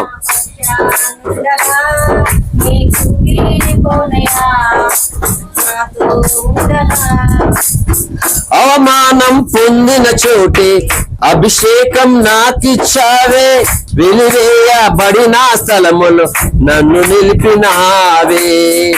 అవమానం పొందిన చోటే అభిషేకం నాకిచ్చావే, వెలివేయబడిన స్థలములో నన్ను నిలిపినావే. ఖ్యాతినిచ్చి ఘనతనిచ్చి మంచి పేరు నాకిచ్చావే, ఖ్యాతినిచ్చి ఘనతనిచ్చి మంచి పేరు నాకిచ్చావే. శాశ్వతమైన కృపతో నన్ను నడుపుచున్నావే, శాశ్వతమైన కృపతో నన్ను నడుపుచున్నావే. నే ఓడిపోనయా నా పక్షానుండగా, నే కృంగిపోనయా నీవు నాతో నుండగా, నే ఓడిపోనయా నా పక్షానుండగా, నే కృంగిపోనయా నీవు నాతో నుండగా. హల్లెలూయా. ఎందుకు ఈ పాట పాడాను అంటే, ఖ్యాతినిచ్చి ఘనతాన్నిచ్చి మంచి పేరు నాకు ఇచ్చావే. దేవుడు ఈ లోకంలో గనులకు కలిగినటువంటి ఆ గొప్ప పేరు మనకిస్తాడట దేవుడు. చెప్పండి, ఇప్పుడు పేరు ప్రఖ్యాతులు కలగాలంటే చాలా మంది అనుకుంటున్న మాట ఏంటి? ధనం అంటే అంతా కలుగుతుంది అనుకుంటున్నారు. చెప్పండి, బైబిల్లో ధనవంతుడు ఎక్కడికి వెళ్ళాడు? ఎందుకు వెళ్ళాడు? ఇది లేదు మాట. అందుకే అంటున్నాను ఏంటి, ఇది మన వ్యక్తిత్వాలను ఒక ఉన్నతమంగా మలచడానికి దేవుడు ఇచ్చినటువంటి గొప్ప సందేశం మాట ఇది. కాబట్టి అతడు గొప్పవాడగు వరకు క్రమముగా ఏమయ్యాడట? అభివృద్ధి చెందాడు. అందుకే ఈ ప్రసంగాలన్నీ కూడా ఏం చేస్తాయి తెలుసా? మనల్ని దేవుని యొక్క ఉన్నతమైన వ్యక్తిత్వాన్ని ధరించుకునేలాగా చేస్తాయి మాట. హల్లెలూయా. కాబట్టి లోకములో ధనము వలన గొప్ప పేరు ప్రఖ్యాతులు కలిగినటువంటి వారు ఒక వర్గం అయితే, ఇగో దేవుని వ్యక్తిత్వాన్ని ధరించుకున్నటువంటి వారు లోకములు అలాంటి గొప్ప ఘనతను పేరు కలిగిన వారుగా రెండో వర్గంగా ఉన్నారు. వాళ్ళు వీళ్ళని చూస్తున్నప్పుడు వీళ్ళు ధనవంతులుగా, వీళ్ళు విద్యావంతులుగా, వీళ్ళు గొప్పవారుగా కనబడుతుంటే, విద్యులేని పాములైనటువంటి పేతురు, యోహాను, యాకోబులు కనబడ్డారు. వీళ్ళు చదువులేరు కదా, ఏలుముద్రే కదా తీసి పాడద్దాం అనుకున్నారు. వెళ్ళారు, వాళ్ళ దగ్గరికి వెళ్తే భయం వేసిందంటే ఒక్కొక్కరు. కారణం ఏంటంటే వీరు యేసుతో పాటు ఉన్నవారని గుర్తించారట. అంటే యేసుతో పాటు ఉన్నవారంటే యేసు కోసం మాట్లాడేవారు కాదని అర్థం, యేసయ్య కోసం పాడేవారు కాదు దాని అర్థం. యేసు యొక్క గుణ లక్షణాలను, యేసు యొక్క స్వభావాన్ని, యేసు యొక్క వ్యక్తిత్వాన్ని ధరించుకున్నవారు మాట. హల్లెలూయా. కాబట్టి మన సంఘాలను నేను కోరుకునేది ఏంటంటే, నీ చుట్టూ గొప్ప గొప్ప బలవంతులు, ధనవంతులు ఉండొచ్చు సంఘాల్లోనూ. నా మట్టుకు నేను మన సంఘాల్లో ఉన్నటువంటి ప్రతి వ్యక్తిని కూడా గొప్పవారికి లేని గొప్ప వ్యక్తిత్వం నీకు ఉండాలని అక్కడికి తీసుకెళ్లి నిలబెట్టాలనేదే నా ఐడియాలజీ. హల్లెలూయా. దేవుడు నాకు ఇచ్చినటువంటి భారం ఏంటంటే సంఘాల పట్ల ఇది ప్రత్యేకమైనది మాట. చూడు, ఈ గొప్ప వ్యక్తిత్వంతో నీవు ఉన్నావు, నిన్ను ఎవడోడిస్తాడు చెప్పు? వాడు నీ దగ్గరకు వచ్చి నేను మంచి బట్టలు వేసుకున్నాను అనగలదేమో, మంచి భోజనం చేస్తున్నాను అనగలడేమో, మంచి మంచి వస్తువులని, మంచి మంచి వాహనాలని నేను కొనుక్కుంటున్నాను అనగలడేమో. కానీ వాడు బ్రతికంతా కూడా నీ వ్యక్తిత్వం దరిదాపులకి వాడు రాలేడు. చెప్పండి, వాడు ఎప్పటికైనా నేను గెలుస్తాడా? చెప్పండి, ఏ గెలుపులు కావాలి మనకే? పెట్టగోడా మన పక్కనాడా? పెట్టుకోడా ఏమా మన పక్కనాడు 4-5 అడుగులు ఉంటది అన్నమాట. పెట్టుకోడా ఇటుకలు వరుస అడుగులు గోడ ఉండేది. జ్యోతిష్కుడి దగ్గరికి వెళ్తారన్నమాట. ఏంటి మరి పక్కన వాళ్ళు ఇలా కట్టారంటే, నువ్వు వాళ్ళకంటే ఒక బెడ్ స్టిక్ పెట్టేయమంటారనమాట. వీడు అప్పు చేశాను ఏం చేయాలంటే ఆడికంటే ఒక బెడ్ ఎక్కి పెట్టాలి. బతుకంతా అలాగే ఉంటది వాళ్ళు బతుకో. అదే కదా, అదే పోటీ. ఏంటి ఒక ఆవిడ చీర కొనుక్కోదన్నమాట. ఎంత అనుకున్నా 5,000 అంట. ఇంట్లో ఇలా ఆయన అంటది, నాకు దానికంటే ₹1 ఎక్కువైనా సరే, ₹1 ఎంతో కనుక ₹1 అంట. ఇలాగే ఒక మూర్ఖుడు అన్నాడంటే, చెల్లి అమ్మ దివ్య, ఒక మూర్ఖుడు ఏమైంది చెయ్య అయ్యే ఎప్పుడు ఈ ఫైనే ఇంటికాడ ఏమో 2 చేతులు పైకి ఎత్తలేదు కదా. అయ్యో అప్పుడే అనుకుంటున్నాను నేను నిజంగానే. దేవునికి స్తోత్రం. మాట్లాడదాం అయితే. ఓకే, ఏంటంటే ఒక వ్యక్తి అభివృద్ధి పొందుతున్నాడట. అభివృద్ధి పొందినాడు, చాలా ఆశీర్వాదాలు పొందుతున్నాడు. సీక్రెట్ ఏంటో తెలుసుకున్నాడు. ఎవరో వరం ఇచ్చాడట అంత అలా గొప్పడైపోవడానికి.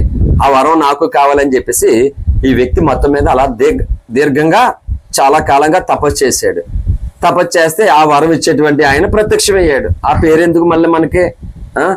పొలు రాలు కొట్టుకుని పేర్లు ఎందుకు? ఏమనుభూతియా, మనం అసలే ఎలా ఉన్నాం, ఏ వస్తుందో తెలియదు. ఎందుకు వచ్చిందంటే హల్లెలూయా. సరే వస్తే ఇప్పుడు నరుడా ఏమి నీ కోరిక అన్నాడట. దేవతో దేవుడు మొత్తం మీద ఏదోటి అనుకుందాం, ఎవరికి ఏది ఇష్టమైతే దాన్ని వేసుకోండి అంటే ఏమైంది? నా పక్కోడికి నువ్వేం వరం ఇచ్చావు కదా, కాబట్టి నా పక్కోడు ఏమైతే పొందుకుంటాడో నాకు ప్రతిదీ రెట్టింపు కావాలా వరవి అన్నాడట. శీఘ్రమే ప్రాప్తిరస్తు అన్నాడు. అయిపోయింది. ఇప్పుడు పక్కోడు కారు కొనుక్కున్నాడు. ఇప్పుడు ఏం చేయలేడు? డబ్బులు కావాలి రెట్టింపు. పక్క ఇటు కట్టుకున్నాడు.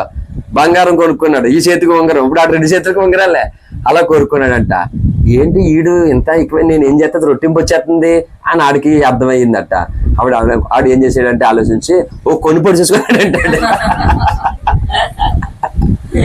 దివ్యకు ఫ్యాన్ తగిలింది. ఇప్పుడు కాంచన ఏమంటే దివ్య మీద టార్గెట్ పెట్టుకుంది అనుకో, 2 చేతులు పోగొట్టుకోవాలి. ఇప్పుడు అలా లేదులే, చెప్తున్నాను అలాగా. హల్లెలూయా. మా చెల్లెలు మంచి వాళ్ళు. హల్లెలూయా. ఆడు కొన్ని పొడి చేసుకున్నాడు. ఇప్పుడు వీడు పక్కింటి ఇప్పుడు ఏమవ్వాలి? 2 పోయాడు బతికంత. వీడు కొందో హ్యాపీగా బతికేస్తాడు. ఆడు ఇప్పుడు 2 కలిపోయి ఎక్కడన్నా ఎవరు 2 నేను తీసుకెళ్ళండి అని ఎడుతున్నాడు బతికంతానే. ఏం బతికది? అందుకే చెప్తున్నాను క్రైస్తవమా, నిజమే మన దేవుడు చెప్తున్నాను. అందుకంటున్నాను, దేవుణ్ణి తప్పు పెట్టాలనుకుంటే నిజంగా విత్ ఇన్ సెకండ్స్ లో నువ్వు నేను బోల్డ్ తప్పులు పెట్టచ్చు ఆయన్ని. కానీ న్యాయంగా ఒక్కడు తప్పు పెట్టలేడు ఆయన్ని. అందుకే మనం చూడండి, ఇప్పుడు మన దేవుడు చూడండి, ఈ రోజు మనం అనుకోవచ్చు మన ముందు బోల్డ్ మంది గొప్పోళ్ళు, బోల్డ్ మంది ధనవంతులు, ఆరోగ్యం లేని వాళ్ళు గొప్ప ఆరోగ్యంతో బోల్డ్ మంది ఉన్నారు. ఎందుకు దేవుడు నాకు ఏమి చేయలేదు, ఎందుకు నన్ను ఇలా ఉంచాడు అని మనం అనుకోవచ్చు. ఎప్పుడు ఆ మాట మన నోట ఎప్పుడు రాకూడదండి. అర్థమవుతుందా? దయచేసి ఎప్పుడు మనల్ని ఎంత ఇబ్బంది కాలంలో దేవుడు పెట్టినా, ఎలాంటి అవమానాల పరిస్థితుల్లో దేవుడు పెట్టినా, నన్ను ఎందుకు దేవుడు ఎలా పెట్టేశాడు, ఎలా ఉంచాడు అనే మాట అస్సలు మన నోటికి కల్లో కూడా మనం మాట్లాడకూడదు. ఆ మాట నన్ను ఇలాంటి పరిస్థితుల్లో పెట్టినా, దేవా నాకు ఈ గొప్ప వ్యక్తిత్వం నాకు ఇచ్చావు, ఈ మంచితనం నాకు ఇచ్చావు ప్రభు అని ప్రభుని స్తుతించాలన్నమాట. షాక్ అవుతారు అవతలను, వీడి దగ్గర ఏమీ లేదు. కానీ అందుకంటే నా శత్రులు నన్ను గెలవడాలి, బ్రతుకాలం టైం సరిపోదు, లైఫ్ టైం సేవ చేస్తాను నేను. హల్లెలూయా. డేవిడ్ బొంగటికి వెళ్తే దేవుడి కంటే ఎక్కువ పేరు తాగలేమో, కానీ దేవుడి దగ్గర పరిగెట్టుకుని రావాలి ముందే. హల్లెలూయా. అంతే కదా. అందుకంటున్నాను, మనకంటే పెద్ద బజ్జ లేకపోతే గొప్ప వాడుకోవచ్చు, కానీ ఏండి మన వ్యక్తిత్వానికి వాళ్ళు బ్రతుకాల్లో రీచ్ కాకూడదు మాట. చెప్పండి, ఇప్పుడు అది అభివృద్ధా కాదా? వాడు ఇప్పుడు ఏం చేస్తాడు? మనల్ని చూసి నాడు వెనక్కి వెళ్ళిపోలాడికి. మన నాడు పుష్కలంగా ఇరేషనల్ వాంతులు అన్నారు, నాడు ఆగిపోవాలి కదండి, పలసపడిపోవాలి కదంటే. గుడ్డు పీతలు ఎక్కడ తిందని చూస్తాం మనమాట. పలసపడినోడు తింటాడు గుడ్డు పీతలు, మన పలస హ్యాపీగా అలాగే ఉంటాయి. మరి ఇది ఎందుకు జరుగుతుందంటే అవన్నీ కామనే. లోకంలో మీకు శ్రమ వస్తుంది అన్నాడు దేవుడు. ఎలాంటి శ్రమ? అందరికి ఎలాంటి శ్రమలు వస్తున్నాయో, అందరికి ఎలాంటి బాధలు వస్తున్నాయో అవన్నీ వస్తాయన్నమాట. ఇలాంటి అన్ని నిన్ను కమ్ముచున్నా సరే. ఏంటి చూడండి, సూర్యుడిని మబ్బులు ఎంతసేపు కమ్మగలవు? మబ్బులన్నీ గరిజమ్మి మేము సూర్యుడిని ఆపేసాం చూసి పిచ్చి మొక్కలు అవన్నీ కలిపి. సూర్యుడిని ఆపడం ఏంటి పిచ్చిదేనా? ఎంత సమయం పడుతుంది సూర్యుడిని ఆపడం? అయ్యి విత్ ఇన్ సెకండ్స్ మాట. మళ్ళీ ఆయన విరజిమ్ముకుని వస్తాడనమాట సూర్యుడు. క్రైస్తవుడు కూడా అంతే. అందుకే అంటాడు మీకా ప్రవక్త 7వ అధ్యాయంలో, నా శత్రువా నా మీద అతిశయపడవద్దు. నీ శత్రులు ఎవరైనా సరే ఒకవేళ నీ మీద అతిశయపడుతున్నారేమో, రెవెన్యూ తీసుకోవాలంటే ఏం చెప్పినా నోటి మాటలతో కాదు, ప్రవర్తనతో కాదా, అభివృద్ధితో మాట. ఈరోజు జోసఫ్ జరిగితే జీవితం అదే మాట, అభివృద్ధితోటే. హల్లెలూయా. ఏంటి, నేను సామాన్యుడిని, బలహీనుడిని, మనకి ఏమీ లేదు, కానీ ఇన్ని కోటాలు పెట్టుకునే కృప దేవుడు ఇచ్చాడు. ఇప్పుడు చెప్పండి, మన సంఘాల్లో అభివృద్ధి ఉందా లేదా? మన సంఘాల్లో దశంభాగాలు లేవని ఏడుపు నాకు ఎప్పుడూ లేదు అసలు. దశంభాగాలు లేకపోయినా ఇక్కడ అభివృద్ధి అనేది దేవుడు జరిగిస్తున్నాడు. ఇస్తే దేవునికి స్తోత్రం, ఇవ్వకపోతే రెండింపల స్తోత్రం అట. ఎందుకంటే ఎవడైనా రేపొద్దుట వీళ్ళ సంఘంలో అందరూ పుష్కలంగా బోల్ దశంభాగాలు ఇస్తారు, అందుకే కోటాలు ఎట్టేస్తున్నాడు వీడని ఎవడో నన్ను అనలేడు. దేనికైనా సరే తొడ కొట్టడానికైనా, మీసరి తిప్పడానికైనా, దేనికైనా చూసా దేవుడు అంత కృపించాడు. ఒకడు ఊరికినే తొడకడతాడు. మొన్న ఒకడు లైవ్ లో మేసు ఊడిపోతుంది, గమ్మన్నాడు, పేరెందుకు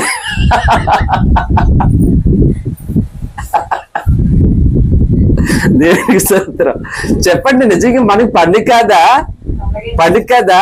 కొంతమంది మనం ఎప్పుడు ఏడుస్తామా, ఎప్పుడు ఏడు మొక్కలతో ఉండాలని చూస్తారు. అస్సలు నేను చెప్తున్నాను చూడండి, శత్రువుల దగ్గర ఎప్పుడు కూడా ఏడవద్దు. ముఖం మీద చిరునవ్వు చెరగకూడదు మాట శత్రువు దగ్గర. అదే శత్రువుకి మనం వేసే గొప్ప శిక్ష మాట. కొట్టొద్దు, తిట్టొద్దు, ఎందుకు అనవసరంగా పాముకోవడం, మూర్ఖుడు 3 చోట్ల అంటుకుందంట. అక్షవతిని అడిగి చెప్తుంది ఏంటని. హల్లెలూయా. అయిపోయింది తమ్మ చెల్లి 20 వెళ్ళి అడిగిన తర్వాత ఎప్పుడు వద్దునంటాను, ఎప్పుడు అక్క అంటాను, ఎప్పుడు చెల్లి అంటాను తెలియదు. హల్లెలూయా. పలికేయండి, మూరికడికి 3 సార్లు ఏంటమ్మా అని అడిగని చెప్తుంది. ఏంటంటే అందరూ చెప్పకూడదు, ఎవరికి ఏ పని చెప్తే వాళ్ళ పని చేసుకోవాలి అమ్మ, అంతే కదా. హల్లెలూయా. సో మనం ఆ విధంగా ఉండాలన్నమాట. ఊడికే తొల్ల కొట్టేస్తాడు, తిప్పేస్తాడు, ఏం ఉపయోగం అది? నిజంగానే దేవుడు నిజంగా ఎంత కృపతో మనల్ని ప్రేమిస్తున్నాడు. ఆ ప్రేమలో నువ్వు పడు. అసలు ఆయన ఏదో ఇవ్వలేదని అసలు మాటే రాదు నీకు అసలు. లేకపోతే అవ్వలాగా ఎంత ఇచ్చినా, దేవుడు ఎంత ఆరోగ్యం ఇచ్చినా, ఎంత సుఖం ఇచ్చినా, నీకు ఎన్ని కష్టాలు తీర్చినా, నిన్ను ఎంత ప్రేమించినా, ఎంత కాపాడుతున్నా అవలాగా ఉంటది జీవితం. ఏమీ ఉండదు వాళ్ళకి. ఎన్ని ఇచ్చాడు అవకే స్తుతించడానికి, సంతోషించడానికి, ఆయన్ని ప్రేమించడానికి. చూసా అన్ని ఇచ్చినా సరే ఇంకేం కావాలంట. ఈ కడుపు బిళ్ళలు అందరూ అలాగే ఉంటారు అన్నమాట. ఇచ్చిని వద్దు, ఏదో కావాలి. అందుకే చెప్తున్నాను, నా మట్టికైతే యేసయ్యా నాకు ఈ రక్షణ ఇచ్చావయ్యా చాలయ్యా. కానీ నువ్వు ఎందుకో సంఘాన్ని ఇచ్చావు కదా, ఈ సంఘం నువ్వు కోరుకున్న స్థాయిలో పెట్టాలి ప్రభువా. మరి దానికి ఏం అవసరమో అది ఈ ప్రభువా. అంతే ప్రార్థన. దానికి ఏమన్నా ఈ డేట్ నన్ను బాధ పెడతాను అనుకుంటాడైనా? అడగవలసిందే అడుగుతున్నాడు నా కుమారుడు. హల్లెలూయా. ఈ రోజు సంఘాల కోసం అందరూ అడగట్లే, కుటుంబాల కోసం అందరూ అడగట్లే. అర్థమవుతుంది. అందుకే నేను 3 విషయాలు చెప్పాను. నాకేం చెప్పాను? మనలో ఉండవలసినవే ఉండాలి, ఉండకూడని పోవాలి, ఉండవలసింది రావాలి. హల్లెలూయా. అది చెప్తే 3 మాట. ఏ స్థాయిలో ఉన్నామో అది జాగ్రత్తగా చూసుకొని, అందులో ఏం ఉండాలో ఏది ఉండకూడదో అది మాత్రం జాగ్రత్తగా మనం చూసుకోవాలి మాట. హల్లెలూయా. కాబట్టి ఒక ధనవంతుని చూడు, ఆ ధనవంతుని చూసినప్పుడు నిజంగా కొంచెం ఈర్ష రావచ్చు. మన ముందు చాలా గొప్ప స్థితిలో ఉన్నటువంటి వాళ్ళని చూసి వీళ్ళకి ఏమన్నా అప్పు ఉంటే బాగున్నా, ఎన్ని బడాయికోవాలి అని చెప్తారంటే, పాషలకి అప్పులు చూసి నాకు లేదా 4 లక్షలు అప్పు అయ్యాను, పెళ్లి చేసుకుని సుఖం అంటే సుఖంగా ఉండవలసి పోయి అప్పులు వాళ్ళు అయ్యాను 4 లక్షలు. రిలయన్స్ వాడు పుణ్యవా అంటే తీర్చేసేట్లే. దివ్య కాసిన మొగలు అయిపోతే బాగుండు, వాళ్ళకి వచ్చేసింది. నిజమే చెప్తున్నాను.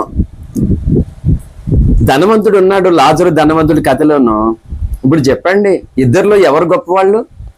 బైబిల్ వేలో చూడండి, ఎవరు గొప్పవాళ్ళండి? లోకం దృష్టిలో గొప్పవాడు ఎవడు? ధనవంతుడు.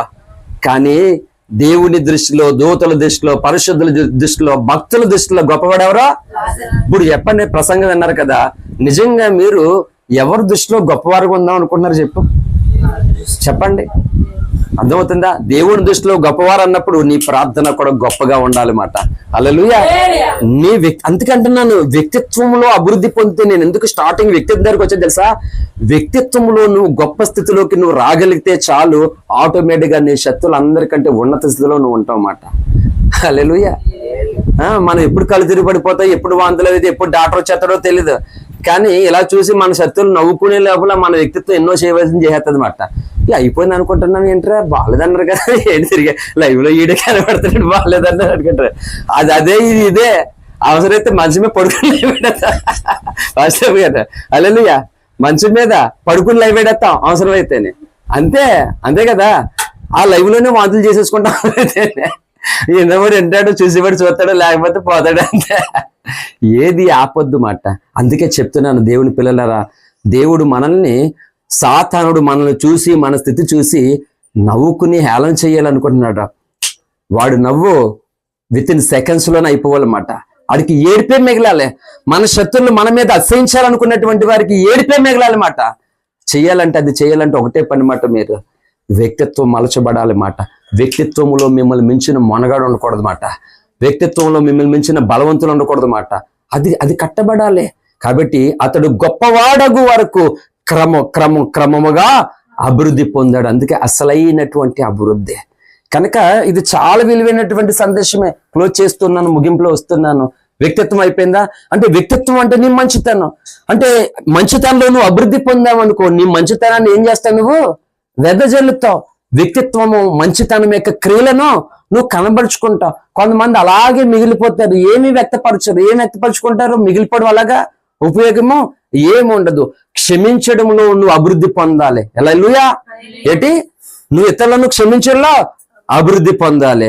అలాగే ఇతరులను ప్రేమించడంలో అభివృద్ధి పొందాలి. అలాగే ఇతరులకు సహకరించడంలో అభివృద్ధి పొందాలి.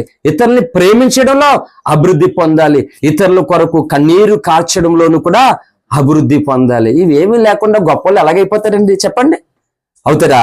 అందుకే చూడండి, ధనవంతులు లాంటి గొప్పలు అందరినీ చూడండి. ఎరుచుడి ఆడేమన్నా ప్రేమించడంలో గొప్పవాడా?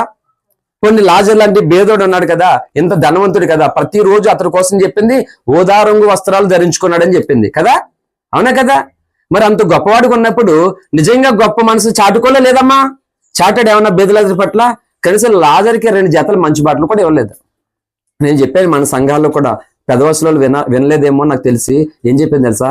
క్రిస్మస్, జనవరి ఇలా వస్తున్నాయి కదా, కనీసం మన చుట్టూ ఉన్నటువంటి కొంతమంది బలహీనులు, బీదవారిగా ఉన్నటువంటి వారికి మనం మాత్రమే కొత్త బట్టలు కట్టుకోవడం కాదండి, కనీసం అట్లీస్ట్ మన సంఘాల్లో వారికన్నా చేయండి. అది మన సంఘాల్లో ఎవరైతే విధవరాండ్లు ఉన్నారో, బలహీనులు ఉన్నారో, ఏంటి చాలా నిస్సాస్థితిలో ఉన్నటువంటి ఉన్నారో ఏంటి, కనీసం వాళ్ళకి ఒక జత బట్టలు కొనివ్వండి, ఒక చీర కొనివ్వండి, ఒకటి చేయండి. ఇది వ్యక్తిత్వం కాదు. నువ్వు హ్యాపీగా ఉంటూ ఆ హ్యాపీని కొంతమందికి పంచాలి. దేవుడు అదే కోరుకున్నాడు. హల్లెలూయా. ప్రజ్వలించబడాలట. మనం ఒక్కరమే కట్టుకోవడం కాదు, మనం ఒక్కరమే అనుభవించడం కాదు, మనం ఒక్కరమే తినడం కాదు. నువ్వు కడుపారా, నువ్వు తిను, ఇంకొకరి కడుపు నింపడానికి కూడా ప్రయాసపడాలి. హల్లెలూయా. నువ్వు దేవుని సన్నిధిలో సమాధానం పొందుకో, నీ దుఃఖము నుండి విడుదల పొందుకో. అలాగే కొంతమంది దుఃఖము నుండి విడుదల పొందడానికి నువ్వు ప్రయాసపడాలి. ఇవన్నీ కూడా ఏం తెలుసా? గొప్ప వ్యక్తిత్వానికి మార్గం మాట. హల్లెలూయా. ఈ వ్యక్తిత్వ పరులని ఎవ్వడు ఎప్పటికీ ఓడించడం వాళ్ళ వల్ల కాదు. చూస్తున్నా ఈరోజు సోషల్ మీడియాలో, ఫేస్బుక్, యూట్యూబ్ స్టేటస్లు చూస్తున్నాం. గొప్ప గొప్ప స్టేటస్లు, గొప్ప గొప్ప మాటలు, నీతి మాటలు అని చెప్తారు. చెప్పేది ఒకటే, చేసేది ఒకటే. హల్లెలూయా. చెప్పేది ఒకటి, చేసేది ఒకటి మాట. అసలు పొంతం లేదు. చెట్టు పేరు చెప్పుకోండి, ఎండాకాలం కదమ్మా, జాగ్రత్త. కాంచనీయులకి బంగిని పిల్ల అలవాటు ఉన్నాయా లేదా చెప్పమ్మ కొంచెం. ఎందుకంటే ఎవడ పడతాడు రోడ్డు మీద బంగిని పిల్ల అంటాడు. చెట్టు పేరు చెప్పి కాయలు ఎంపేసుకుంటారు అన్నమాట. అవి ఏయో కలటకాయలు అయ్యి, మళ్ళీ మేకకాయలు ఇవి రకరకాలు ఉంటాయి. దానికి పేరు మామూలు పేర్లు కాదు. తెలుసా పాస్టమ్మ గారు? అలే బంగిని పిల్ల అంటాడు మాట. చెట్టు పేరు చెప్పి కాయలు ఎంపేసుకుంటారు అన్నమాట. అలా కొంతమంది పేర్లు చెప్పేసుకుని వెళ్ళిపోతారు బతుకంతానే. మనం ప్రవర్త పేరు అన్నా సరే చెప్పేసుకోవడం కాదు, ఆ ఐడియాలజీకి, ఆ సామర్థ్యానికి, ఆ జ్ఞానానికి, ఆ మంచితనానికి, ఆ పౌరుషానికి, ఆ త్యాగానికి, ఆ సహానికి తగినట్లుగా మన వ్యక్తిత్వము మలచబడాలి మాట. హల్లెలూయా. నేను చెప్తాను, ఇన్ని రోజులు చేయబడినటువంటి ప్రసంగాలన్నీ కూడా ఒక కోవకు చెందితే ఇది ఒక్కటి ఒక ప్రత్యేకమైన కోవకి మొదటి ప్రసంగం వచ్చిందన్నమాట. హల్లెలూయా. చెప్పండి, మనం గొప్పవారు అవ్వాలంటే ఇంకెలా అవ్వాలండి? అవ్వాలి అంటానే. కొంతమందిని మనం తెలుసు, మనమే అంటాం మన భాషలో, మన పల్లెటూరు భాషలో కూడా ఒక సామెత ఉంటుంది. కొంతమంది ధనవంతులు చెప్తాం, ధనవంతులే పిల్లికి బుచ్చి పెట్టడు కానీ అని అనము. చెప్పండి, మరి వాళ్ళ మంచితనం, వాళ్ళ వ్యక్తిత్వం ఏముంది? ఇప్పుడు ఒక్కొక్కడు ఉంటాడు, ఎంగిల్ చేతి కూడా కాకింతో ఉంటాడు, అంత పిసినారోడు అంటాం, అవునా కదా? ఇప్పుడు చెప్పండి, వాళ్ళ వ్యక్తిత్వం అలాంటిది అంటే అంతా దిగజారిపోయినటువంటి వ్యక్తిత్వం. అర్థమవుతుందా? గుంటూరు ఒక ఆయన ఏండి, నేను అన్ని చూస్తుంటాను. గుంటూరులో ఒక ఆయన 2 కాళ్ళు లేవు, ఈ స్కూటీ ఉంటాయి కదా, 3 చక్రాల బండి ఉంటాయి కదా, దాని మీద వస్తుంటే ఇంటికాడ అతడు ఏండి రోజు భోజనం 100, 150, 200 మందికి మంచి భోజనం పెడుతున్నాడు. 2 కాళ్ళు లేని వ్యక్తి అది ఏదో వ్యాపారం చేసుకుంటున్నాడు. ఆ వ్యాపారము వచ్చినటువంటి ఆ లావాదేవీలన్నీ చేసుకుని గుంటూరు సెంటర్లోకి వచ్చి కాళ్ళు లేనటువంటి వ్యక్తి తగిలించేసుకున్నాడు. అటు బీదలకి రోడ్డు మీద ఉన్నటువంటి వ్యక్తులకు రోజు మంచి భోజనం పెడుతున్నారు. 2 కూరలతోటి మళ్ళీ ఉడకబెట్టి గుడ్లేసి. చూడండి, అంటే వాళ్ళ వ్యక్తిత్వం ముందు అక్కడ ఉన్నటువంటి ధనవంతుడు ఏమైనా సరిపోతాడా? సరిపోడు అసలు. మన వర్ష అనుకుంటాను అతనికి ఒక అవార్డు ఇచ్చారు హాస్పిటల్ దగ్గర, గవర్నమెంట్ హాస్పిటల్ దగ్గర కదా. ఎన్నో సంవత్సరాలు కానీ పురుటి పిల్లలు గవర్నమెంట్ హాస్పిటల్లో ఉంటారు కదా పేషెంట్లు, వీళ్ళందరికీ వాళ్ళకి బ్రెడ్ పాలు ఫ్రీగా ఇస్తున్నాడు అంటే ఎన్నో సంవత్సరాలుగా. తను టీ అమ్ముకుంటాడు. ఈ పేషెంట్లకి బాలింతలకి అందరికీ మరి వేడి నీళ్లు పాలు హాస్పిటల్ దగ్గర ఎక్కడ ఉంటే ఇబ్బంది అవుతాయి కదా, అటువంటి వాళ్ళందరికీ ఇతడు ఫ్రీగా బోర్డు పెట్టి మరి ఇస్తున్నాడట. ప్రభుత్వం గుర్తించి అతనికి ఒక అవార్డు ఇచ్చిందన్నమాట.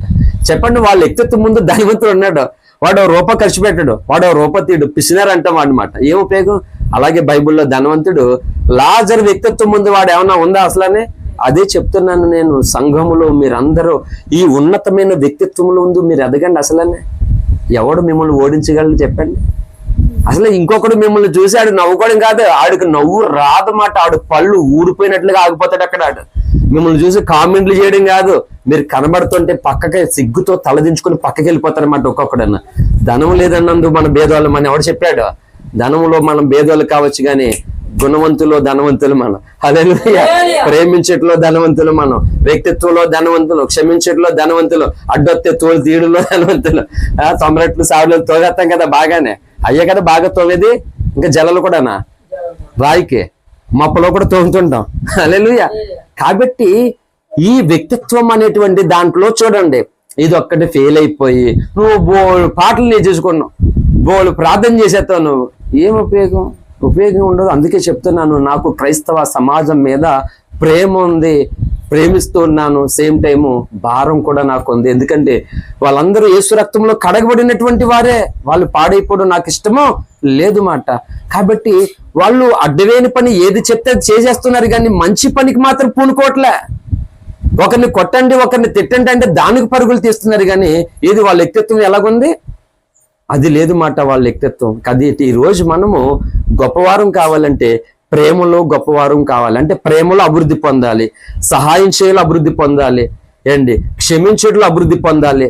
ఈ విధముగా మనం మంచితనాన్ని కనబరుచుకోవడం కొరకు అభివృద్ధికరమైనటువంటి వ్యక్తులుగా మనం ఉండకపోతే అది ఆగిపోయిందా? ఇది కనెక్ట్ అయిందా? ఫోన్ వచ్చేసింది, కనెక్ట్ అయిందని. ఇది దేవుని స్తోత్రం. హల్లెలూయా. సో ఈ విధముగా మనం ఏం చేయాలట? దేవుని వలన గొప్పవారం అవ్వాలి మనం. హల్లెలూయా. దేవుని వలన గొప్పవాళ్ళు అయ్యే వాళ్ళు ఎలాగయ్యారట? క్రమముగా అభివృద్ధి పొందారు. ఇప్పుడు చెప్పండి, అభివృద్ధి అసలైన అభివృద్ధి ఏంటి? ఇగో ఇవి మాట. ఇది పెట్టుకోండి, మీరు చూడండి. ఇది పెట్టుకుని ఈ అభివృద్ధిలోనికి వచ్చి నువ్వు జీవితాన్ని మొదలుపెట్టు, కొత్తగా క్రైస్తవాన్ని ఆరంభించి నువ్వు క్రైస్తవ జీవితాన్ని మొదలుపెట్టు. దేవునితో కొత్తగా నువ్వు ప్రేమలో పడు, దేవుని ప్రేమను కొత్తగా ఇతరులకి చాటించడం మొదలుపెట్టు. నువ్వు మహాశక్తి అయిపోతావు. నువ్వు ఒక్కడవేం కాదు, ఒంటరైన వాడు 1000 మంది అగునమాట. మిగిలినోళ్ళు ధనం పోగు చేసుకోవడంలో అభివృద్ధి పొందుతున్నారు, పిసినారితనంలో అభివృద్ధి పొందుతున్నారు, ఇతరుల్ని బాధ పెట్టడంలో అభివృద్ధి పొందుతున్నారు. ఆ ఫలమే పొందుతారు వాళ్ళు. హల్లెలూయా. అంటే చివరికి ఏం చేస్తారు వాళ్ళు? దేవుని మహిమ కంటే ఎక్కువ మహిమ పొందేసుకుందాం అనుకుందాం దేవతే. అమ్మమ్మ, తాతమ్మ. హల్లెలూయా. మనోడా మరి ఏం చేస్తావు అనరా, ఇంకా నీ టైం వచ్చింది, ఇంకా నాకు టైం లేదు, అయిపోయింది టైం అవద్ది, అందరికీ ఉండదు. అలాగే చెప్తున్నాను, మన జీవితంలో కొంతమంది టైం అయిపోవాలి మాట. వాళ్ళకి టైం ఉండకూడదు, ఇంకా వాళ్ళ టైం క్లోజ్, మన time start now. Hallelujah. Your time start now. మన టైం ప్రారంభం అవ్వాలన్నమాట. మాట్లాడితే ఏముండదు, మూసుకొని ఉండవలసింది అక్కడ. హల్లెలూయా. ఇంక ఏం చేస్తాం మరి? చూడండి, ఆడి అంత మాట అనేస్తున్నాడు చూడండి అని ఆదాముకు చెప్పుకోవడం తప్ప ఇంకా నోరు దేనికి ఎత్తడానికి అవ్వదు. ఇంకా అలాగే ఉంటది, తప్పదు. ఇక అర్థమవుతుందా సంగమ? రెవెన్ తీర్చుకోవాలి, కక్షలు తీర్చుకోవాలి, పట్టింపులు పంతాలు, ఇది కాదు క్రైస్తవ జీవితం అంటే. దేవుడు తన పిల్లలమైనటువంటి మనల్ని గొప్పవారుగా చేయాలనుకుంటున్నాడు. ఈ లోకంలో గనులకు ఉన్నటువంటి ఆ గొప్ప పేరు ఇగో ఇలాగ దేవుడు మనకి ఇస్తాడట. హల్లెలూయా. ఇప్పుడు లోకంలోకి వెళ్ళిపోయి ప్రియులారా అని గొప్ప ప్రసంగం చేస్తాం, అందరి దగ్గర గొప్ప పేరు వచ్చేస్తుందా? ప్రసంగాలతో పేర్లేమో వచ్చేవో. అందుకే నీ దేవుని ప్రేమతో నింపబడు, దేవుని మనసుతో నింపబడు, దేవుని ఆలోచనతో నింపబడు. వీటి విషయంలో నువ్వేం చేస్తావు తెలుసా? ఒకేసారి అవ్వదు. ఏం చేయాలి? క్రమముగా వీటిలో నువ్వు అభివృద్ధి పొందడం మొదలుపెట్టు. అప్పుడు తప్పకుండా నువ్వు నేనేమవుతాం? గొప్పవారు అవుతాం అన్నమాట. హల్లెలూయా. ఇస్సాకు జీవితంలో దేవుడు, ఇస్సాకు అంట దేవుని చేత ఆశీర్వదించబడినవాడట. ఆ దినమందు, ఆ కాలమందు విత్తనం వేసి 100 ఫలం పొంది యెహోవా చేత ఆశీర్వాదం పొందాడట. దేవుడు అతన్ని ఆశీర్వదించాడంట. అప్పుడు అతడు గొప్పవాడయ్యను, క్రమంగా అతడు అభివృద్ధి పొందను. ఈ రీతిగా నీ జీవితంలో క్రమముగా ఇగో ఏ విషయంలో నువ్వు అభివృద్ధి పొందలేకపోతున్నావు, ప్రార్థించడంలో, ప్రేమించడంలో, సహకరించడంలో, దేవుని కొరకు ప్రయాసపడలో, కష్టపడలో, కన్నీరు కార్చడంలో, ఉపవాసం ఉండడంలో, ఈ మంచి విషయంలో, ఈ విషయంలో నువ్వు ధ్యానం చేయడం మొదలుపెట్టి, ఆలోచించి మొదలుపెట్టు. అప్పుడు ఏం తెలుసా? ఒక క్రమముగా నువ్వు అభివృద్ధి పొందుతావు. ఈ అభివృద్ధి నేను ఏం చేద్దంటే సమాజంలో, సంఘములో, కుటుంబంలో గొప్పవారుగా నిలబెడుతుంది. హల్లెలూయా. అలా నిలబెట్టినప్పుడు కొన్ని వేల మంది నీ ముందు బలహీనులుగా ఉంటారు అన్నమాట. అంతేగాని ఇంత కండలు తిరిగిన బలం ఉంది, ఏం చేస్తావన్నా కండలకి, ఏం చేస్తానా, లీటర్ పచ్చిపాలు తాగేసి 2 కోడిగుడ్లు పచ్చిగుడ్లు తినేస్తా, అందుకే బాడీ వచ్చింది అంటాడు. సరే, నీకు అది వచ్చిందేమో. గట్టిగా గాలిస్తే ఒక ఆయన అన్నాడు నన్ను, అండి బాప్తిజమా గట్టిగా గాలేస్తే ఎగిరిపోతాడు, వాడు బాప్తిజం ఇవ్వగల అన్నాడు. నా బాప్తిజం వీడియోలు చూడండి మీరు ఒకసారి, యూట్యూబ్ లో పెట్టాం. కొన్నిసార్లు ఎందుకో అండి లూదియా లాంటి వాళ్ళు ఒక్కరికైనా బాప్తిజం వచ్చింది. హల్లెలూయా. పోనీ అలాంటి వాళ్ళకి ఇచ్చేందుకు అలాగే అన్న పర్లేదు. పెదవస్తులో జానకిరామ గారు, లక్ష్మమ్మ గారిని చూడండి మీరు. మన సంఘాలు బాడీ బిల్డర్లు ఆలే కదా, మన సంఘాలండి. హల్లెలూయా. గట్టిగా గాలేస్తే ఎగిరిపోతుందా అని అన్నారన్నమాట. నన్ను చెప్తున్నాను, ఈ సమాజం అంటదండి. ఎందుకంటే మన స్థితి అలా ఉంది. మన దగ్గర డబ్బు లేదు, బలహీనులుగా ఉన్నాం, బ్యాక్గ్రౌండ్ సరిగ్గా లేదు. ఎవరికి నచ్చినట్లుగా వాళ్ళు అంటారు. ఎన్ని రకాల మాట్లాడతారా? మాట్లాడినివ్వండి. ఆ మాటలు చూసుకుని దిగజారిపోతావా చెప్పు? అవన్నీ చూసుకుంటూ నువ్వు బతు పోగొట్టుకుంటావా? నీ అభివృద్ధిని పోగొట్టుకుంటావా? దేవుడు నీకు ఇస్తాననుకున్నటువంటి ఆ ఘనతను, ఆ పేరును, ఆ స్థాయిని ఇవన్నీ చూసుకుని పోగొట్టుకుంటావా? పోగొట్టుకుంటే మనం ఏమవుతాం? అప్పుడు మూర్ఖులు అవుతాం మాట మనం, కదా? అవునా కదా? అందుకే అవి చూడొద్దు. నువ్వు విజయం వైపు చూడాలి, కానీ అపజయం వైపు చూస్తే ఎందుకు? అపజయం వైపు చూడొద్దు అసలు. నీ విజయం వైపు చూడు. నిన్ను విజయ తీరాలకి నడిపించే వైపు అని చూడు, కానీ నిన్ను విజయం వైపు వెనక్కి లాగే వైపు చూస్తానంటవేటి? అది చూడొద్దు మాట. కాబట్టి దేవుడు ఈ విధముగా మనల్ని అభివృద్ధి పరిచి అప్పుడు గొప్పవారుగా మనల్ని ప్రజెంట్ చేయాలనుకుంటూ ఉన్నాడు మాట. ఒకేసారి గొప్పవారు అయిపోరు ఎవరు కూడా. హల్లెలూయా. ఇప్పుడు ఇన్ని కలిగినప్పుడు ఆటోమేటిక్గా ధనం కూడా వస్తుంది మన వెనకాల. ఎవడా దేవుడు? దేవుడు సొలొమోను ఏమడిగాడు దేవుని చెప్పండి?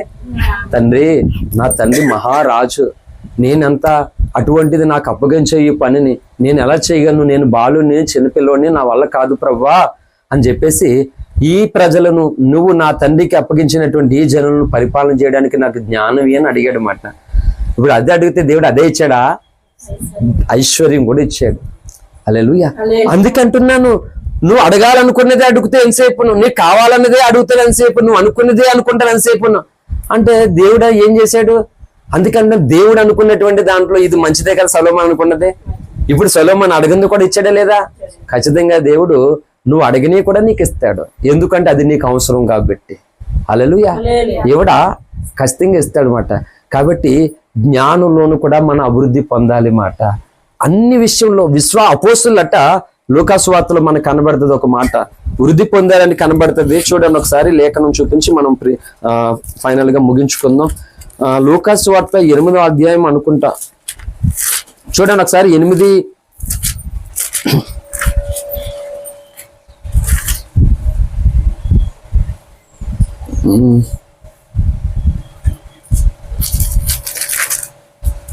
అక్కడ ఏముంటదంటే అపోస్తులు వృద్ధి పొందిరని ఉంటది మాట.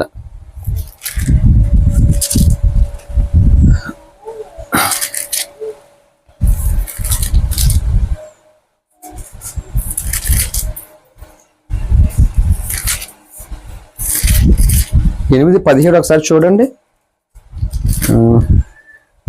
ఏముంది.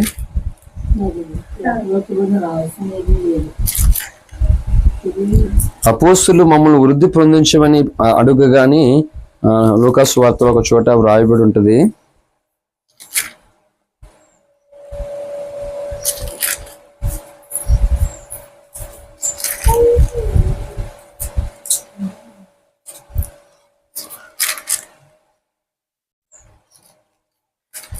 వృద్ధి అని ఉంటుంది.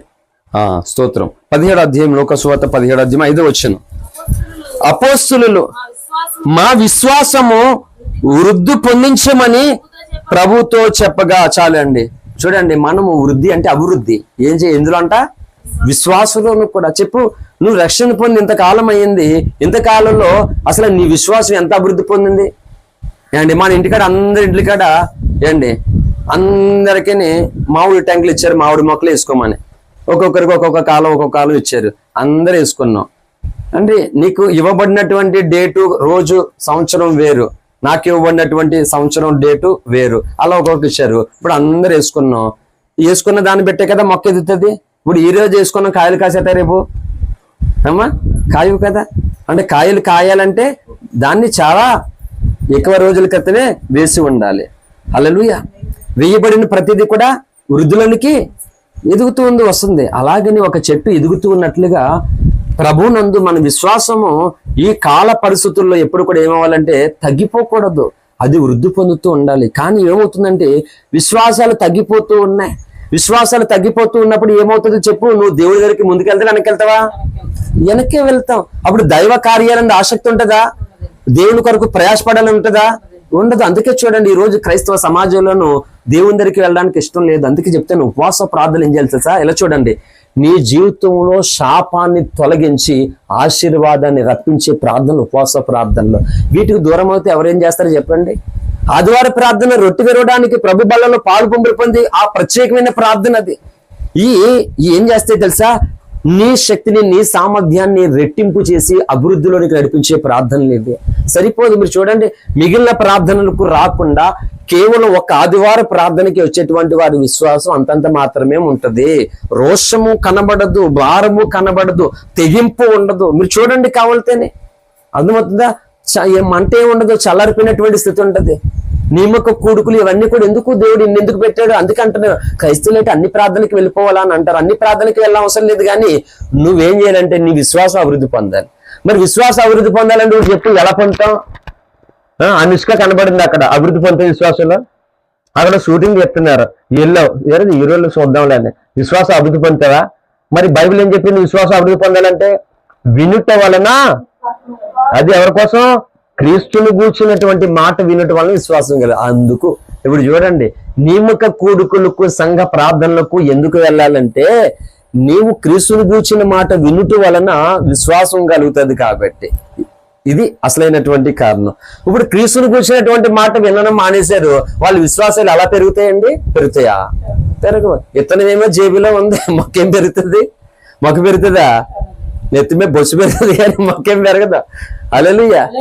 అర్థమవుతుందా?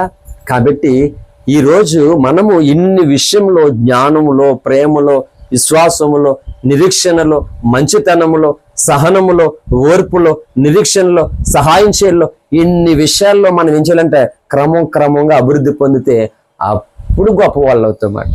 ముందు ఆశ లేదా గొప్ప వాళ్ళు అవ్వాలని? నాకు చాలా ఆశ ఉంది, నేను చాలా గొప్పవాడిని అవ్వాలని. హల్లెలూయా. ఎందుకంటే గొప్ప పనులు చేయాలి ఇంకా చాలా ఎక్కువగానే. ప్రస్తుతం ఉన్న ఈ స్థితిలోనే దేవుడు ఏదైతే చెప్తూ ఉన్నాడో ఆయన చెప్పినటువంటి మాట ఖచ్చితంగా దేవుడు చెప్పాడు, ఇలా చేయమని 50 రోజులు ఉపవాస ప్రార్థనలో. దానికి నా సామర్థ్యం లేదు, ఆయన చెప్పాడు, పూనుకున్నాం. ఇంకో తెలియకుండా 7 నెలలకు వచ్చేసాం. 30 షాక్ అయ్యాను నేను. నిజంగా 7 నెలలు అయిపోయింది ఈ ప్రార్థన స్టార్ట్ చేశాని షాక్ అయ్యాను నేను. హల్లెలూయా. అందుకని ఎంత దూరమైనా నువ్వు ప్రయాణం చేసే కొద్దిగా ఏమవుతుంది? తరుగుతూ ఉంటది. అది అక్కడ ఆగిపో, ఎప్పటికైనా తరుగుతుంది, అది తరగదు. నువ్వు ప్రయాణం చేసే కొద్దిగా గమ్యం నీకేమవుతుంది? దగ్గర అవుతుంటది. ఇది కూడా అంతే. నువ్వు క్రమంగా నీ అభివృద్ధి పనులు మొదలుపెట్టు, ఖచ్చితంగా నువ్వు గొప్పవాడు అవుతావు. ఎలాంటి గొప్పవాడు తెలుసా? లోకములో గనులకు కలిగేటువంటి అంటే చదువు వల్ల గొప్ప పేరు కొంతమందికి వస్తుంది ఏండి, ధనం వల్ల గొప్ప పేరు కొంతమందికి వస్తుంది, వాళ్ళ అధికారం వల్ల, వాళ్ళు సమాజంలో మలుసుకోవడం వల్ల కలిగేటువంటి గొప్ప పేర్లు కొంతమందికి వస్తాయి. అలాగే నువ్వు దేవుడు చెప్పినటువంటి లేఖన ప్రకారంగా నువ్వు మొదలుపెట్టు, వాళ్ళకి ఏ రంగము ద్వారా గొప్ప పేరు వచ్చిందో నీకు ఈ రంగం ద్వారా గొప్ప పేరు ప్రవహిస్తాడు. హల్లెలూయా. ఇది కావాలదా? కాబట్టి ఈ నియమము మన సంఘాలు అందరూ కలిగి ఉండాలనేది నా అభిలాష, నా కోరిక, నా ప్రార్థన. దాని కొరకు నేను ప్రభు సన్నిధిలో సాధ్యమైనంత వరకు కన్నీరు కార్చి ఈ వ్యక్తిత్వంతో సంఘాలు ఉండాలనేది నా ప్రార్థన. ఎందుకంటే ఈరోజు వ్యక్తిత్వాలు సరిగ్గా మలచలేనప్పుడు నువ్వు క్రీస్తుని ఎలా కనబరుస్తావు చెప్పు? గొప్ప ప్రసంగికులు ఉన్నారు, పాస్టర్లు 100 మంది. వాళ్ళ వ్యక్తిత్వాలు చూడు, ఏమున్నాయి వ్యక్తిత్వాలు? ఉన్నాయా? సరైన వ్యక్తిత్వాలు ఉన్నాయా? బోల్డ్ డబ్బు ఉంది, బోల్డ్ గొప్ప ప్రసంగికులే, కానీ వ్యక్తిత్వాలు సరైన వ్యక్తిత్వాలు లేవు. చెప్పండి, ఇప్పుడు వాళ్ళని బట్టి దేవుని సంఘము క్షేమాభివృద్ధులు పొందుతుందా? వాళ్ళని బట్టి సమాజంలో అన్ని సమాజాలు దేవుని దగ్గర తిరగాలనుకుంటారా? ఇది వాళ్ళకి ఏ వ్యక్తిత్వం ఉంది, ఏ మంచితనం ఉంది?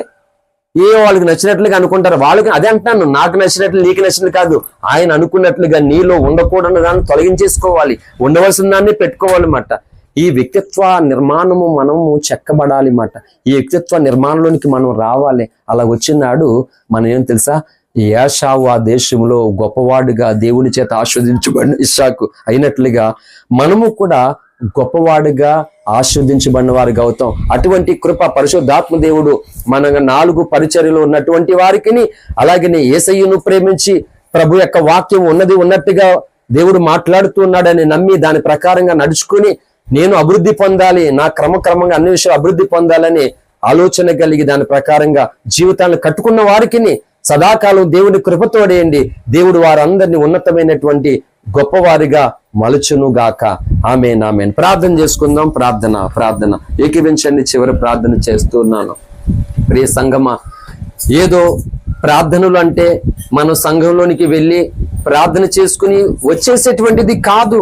అలాగా క్రైస్తవ జీవితంలో నీ బ్రతుకు కాలం అంతా కూడా నువ్వు వెళ్ళినా దేవుడు కోరుకున్న వ్యక్తిత్వము రాదు, దేవుడు ఇవ్వాలనుకున్నటువంటి ఆ మంచి పేరు నీకు రాదు. సంగమా, ఇదే అల్టిమేట్ ట్రూత్ దేవుడు చెప్తూ ఉన్నాడు. కనుక కూడికకు వెళ్ళాలి, అది ఎంత ప్రామాణికమో, అది ఎంత ఇంపార్టెంటో వెళ్తున్నటువంటి నీవు ప్రభు చెప్పినట్లుగా ఈ విధముగా నీ జీవితంలో క్రమక్రమముగా నువ్వు అభివృద్ధి పొందితే అప్పుడు లోకములో గనులకు కలిగినటువంటి ఆ గొప్ప పేరు, ఖ్యాతిని, మంచి పేరును ప్రభు నీకు తప్పక అనుగ్రహిస్తాడు.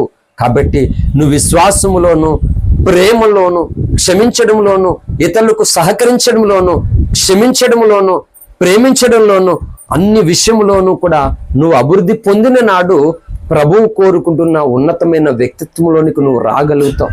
ఈరోజు దేవుని సంఘములో జనులు సరైన వ్యక్తిత్వం లేకుండా స్వార్థముతో, అసూయతో, ద్వేషముతో, కక్షతో, ఈర్షతో తమ అనుకున్నది జరిగించడము కొరకు, స్వలాభము కొరకు ఇగో వ్యక్తిత్వాన్ని పోగొట్టుకుంటున్నారు వారు, అభివృద్ధిని కూల్చుకుంటున్నారు వారు. దేవుడు కోరుకోలేని దాన్ని కోరుకుంటూ దేవుడు కోరుకున్న దాన్ని వదిలేసుకుంటున్నారు వారు. మనమైతే అలా ఉండకుండా సంగమా, నీవు నేను అనుకున్నది కాక దేవుడు అనుకున్నది మనం పొందుకునే విధంగా ప్రభువా నిజమేనైనా నేను అన్ని విషయంలో క్రమంగా అభివృద్ధి పొందాలి ప్రభువా, నేను అలా అభివృద్ధి పొంది నీ ద్వారా నేను ఆస్వాదించబడాలి, నేను గొప్పదానిగా నేను కావాలనుకుంటున్నాను ప్రభువా, నాకు సహాయం చేయండి. అపోస్తులు ఎలాగైతే తమ విశ్వాసులను కూడా అభివృద్ధి పొందారో మేము కూడా అన్ని విషయాలు అలా అభివృద్ధి పొందే కృప దయచేయండి. ఏదో వాక్యం వినేసి వెళ్ళిపోయేవారుగా కాక ప్రభా, విన్నటువంటి వాక్యాన్ని బట్టి ప్రభా అన్ని విషయంలోనూ కూడా ప్రభా మేము ఇతరులకి మాదిరిగా ఉండులాగిన అభివృద్ధికరమైనటువంటి క్రైస్తవ జీవితాన్ని మేము జీవించి నిన్ను మహింపరిచే విధముగా ఉండటకు సహాయం చేయండి అని అందరము కూడా ప్రభుకి అప్పగించుకుందాం. ఒక తీర్మానం సమర్పణ చేసుకుందాం. ప్రార్థన. ప్రేమ కలిగిన తండ్రి నీకు స్తోత్రాలు, కృప కలిగిన దేవా, మా ఎడల నీకున్న అత్యధమైన ప్రేమను బట్టి మిమ్మల్ని స్తుతిస్తున్నాం. నిజమేనాయనా, మేము నాయన ఎంతో బలహీనులము నాయన, మమ్మల్ని ఎంతగానో నువ్వు ప్రేమిస్తూ అనుక్షణము మా ఎడల నీ కృప అయా ఇవి అభివృద్ధి పరుస్తున్నావు నాయన, నీ కృప మా ఎడల విస్తరింపజేస్తున్నావు ప్రవ్వా. అయా ఈ కృప యందు కూడా మేము అభివృద్ధి పొందాలి ప్రవ్వా, మీ జ్ఞానమందు కూడా మేము అభివృద్ధి పొందాలి ప్రవ్వా. ఏ విషయంలోనూ అభివృద్ధి లేని వారిగా మేము ఉండిపోతున్నాం. ఇతరులు మమ్మల్ని భేదవారిగానే బలహీనగానే చూస్తున్నారు ప్రవ్వా.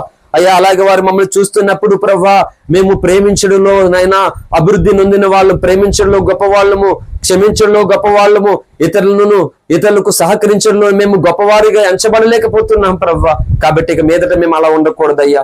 అయ్యా మా స్థితి చూసి ఇంకొకరు హేళన చేయకుండానట్లు ప్రవ్వా మేము వాళ్ళకంటే ఉన్నతముగా ప్రేమలో అభివృద్ధి పొందాలి, విశ్వాసులు అభివృద్ధి పొందాలి. అలాగే నేను సంఘంలో ప్రతి స్థలములోనూ ఆ సంఘాలలో ఉన్న ప్రతి వ్యక్తి కూడా ప్రవ్వా నిన్ను ప్రేమిస్తున్నటువంటి ప్రతి సంఘం, ప్రతి బిడ్డ కూడా ప్రవ్వా ఇలాగ అభివృద్ధి పొంది గొప్ప వ్యక్తిత్వము కలిగి నీ వలన గొప్పవారు అనేటువంటి పేరు పొందుకోవడానికి కృపణీయమని ఈ మొదటి కూడికను ఎంతో ఆశ్చర్యకరం ఇంతవరకు జరిగించారు.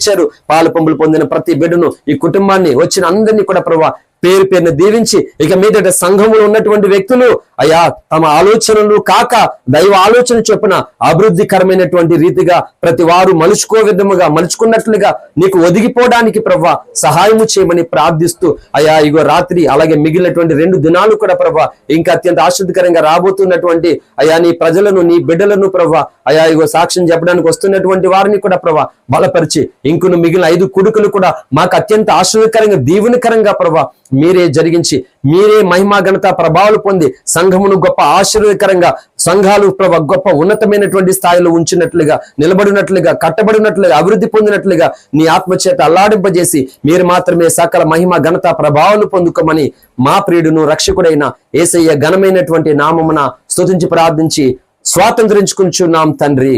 ఆమేన్ ఆమేన్. మన తండ్రి అయినటువంటి దేవుని ప్రేమయు మన రక్షకుడైన యేసుక్రీస్తు యొక్క శాశ్వత కృపయు పరిశుద్ధాత్మ దేవుని దివ్య మనోహర సహవాసానిది చేరినటువంటి మనకును ఈ ఉపవాస ప్రార్థనల కొరకు దేవుని యొక్క వాక్యం వినడానికి ఆయా స్థలాల నుండి ఎదురు చూస్తూ కనిపెడుతున్నటువంటి వారికి సదాకాలం దేవుని కృపతోడేండి దేవుని వలన ఆస్వాదించబడి గొప్పవాడగుదురుగాక. ఆమేన్ ఆమేన్ ఆమేన్. యేసు రక్తమునకే జయం, ప్రభేశ్వర రక్తమునకే జయం, ప్రభేశ్వనామమునకు సంపూర్ణ విజయం, అపవాదికులకంత నాశనపజయము కలుగునుగాక. Amen amen amen. Thank you. అందరికీ వందనాలు. Praise lord. సంతోషం. తిరిగి మళ్ళా రాత్రి 6 గంటలకు ప్రార్థన ప్రారంభమవుతుంది.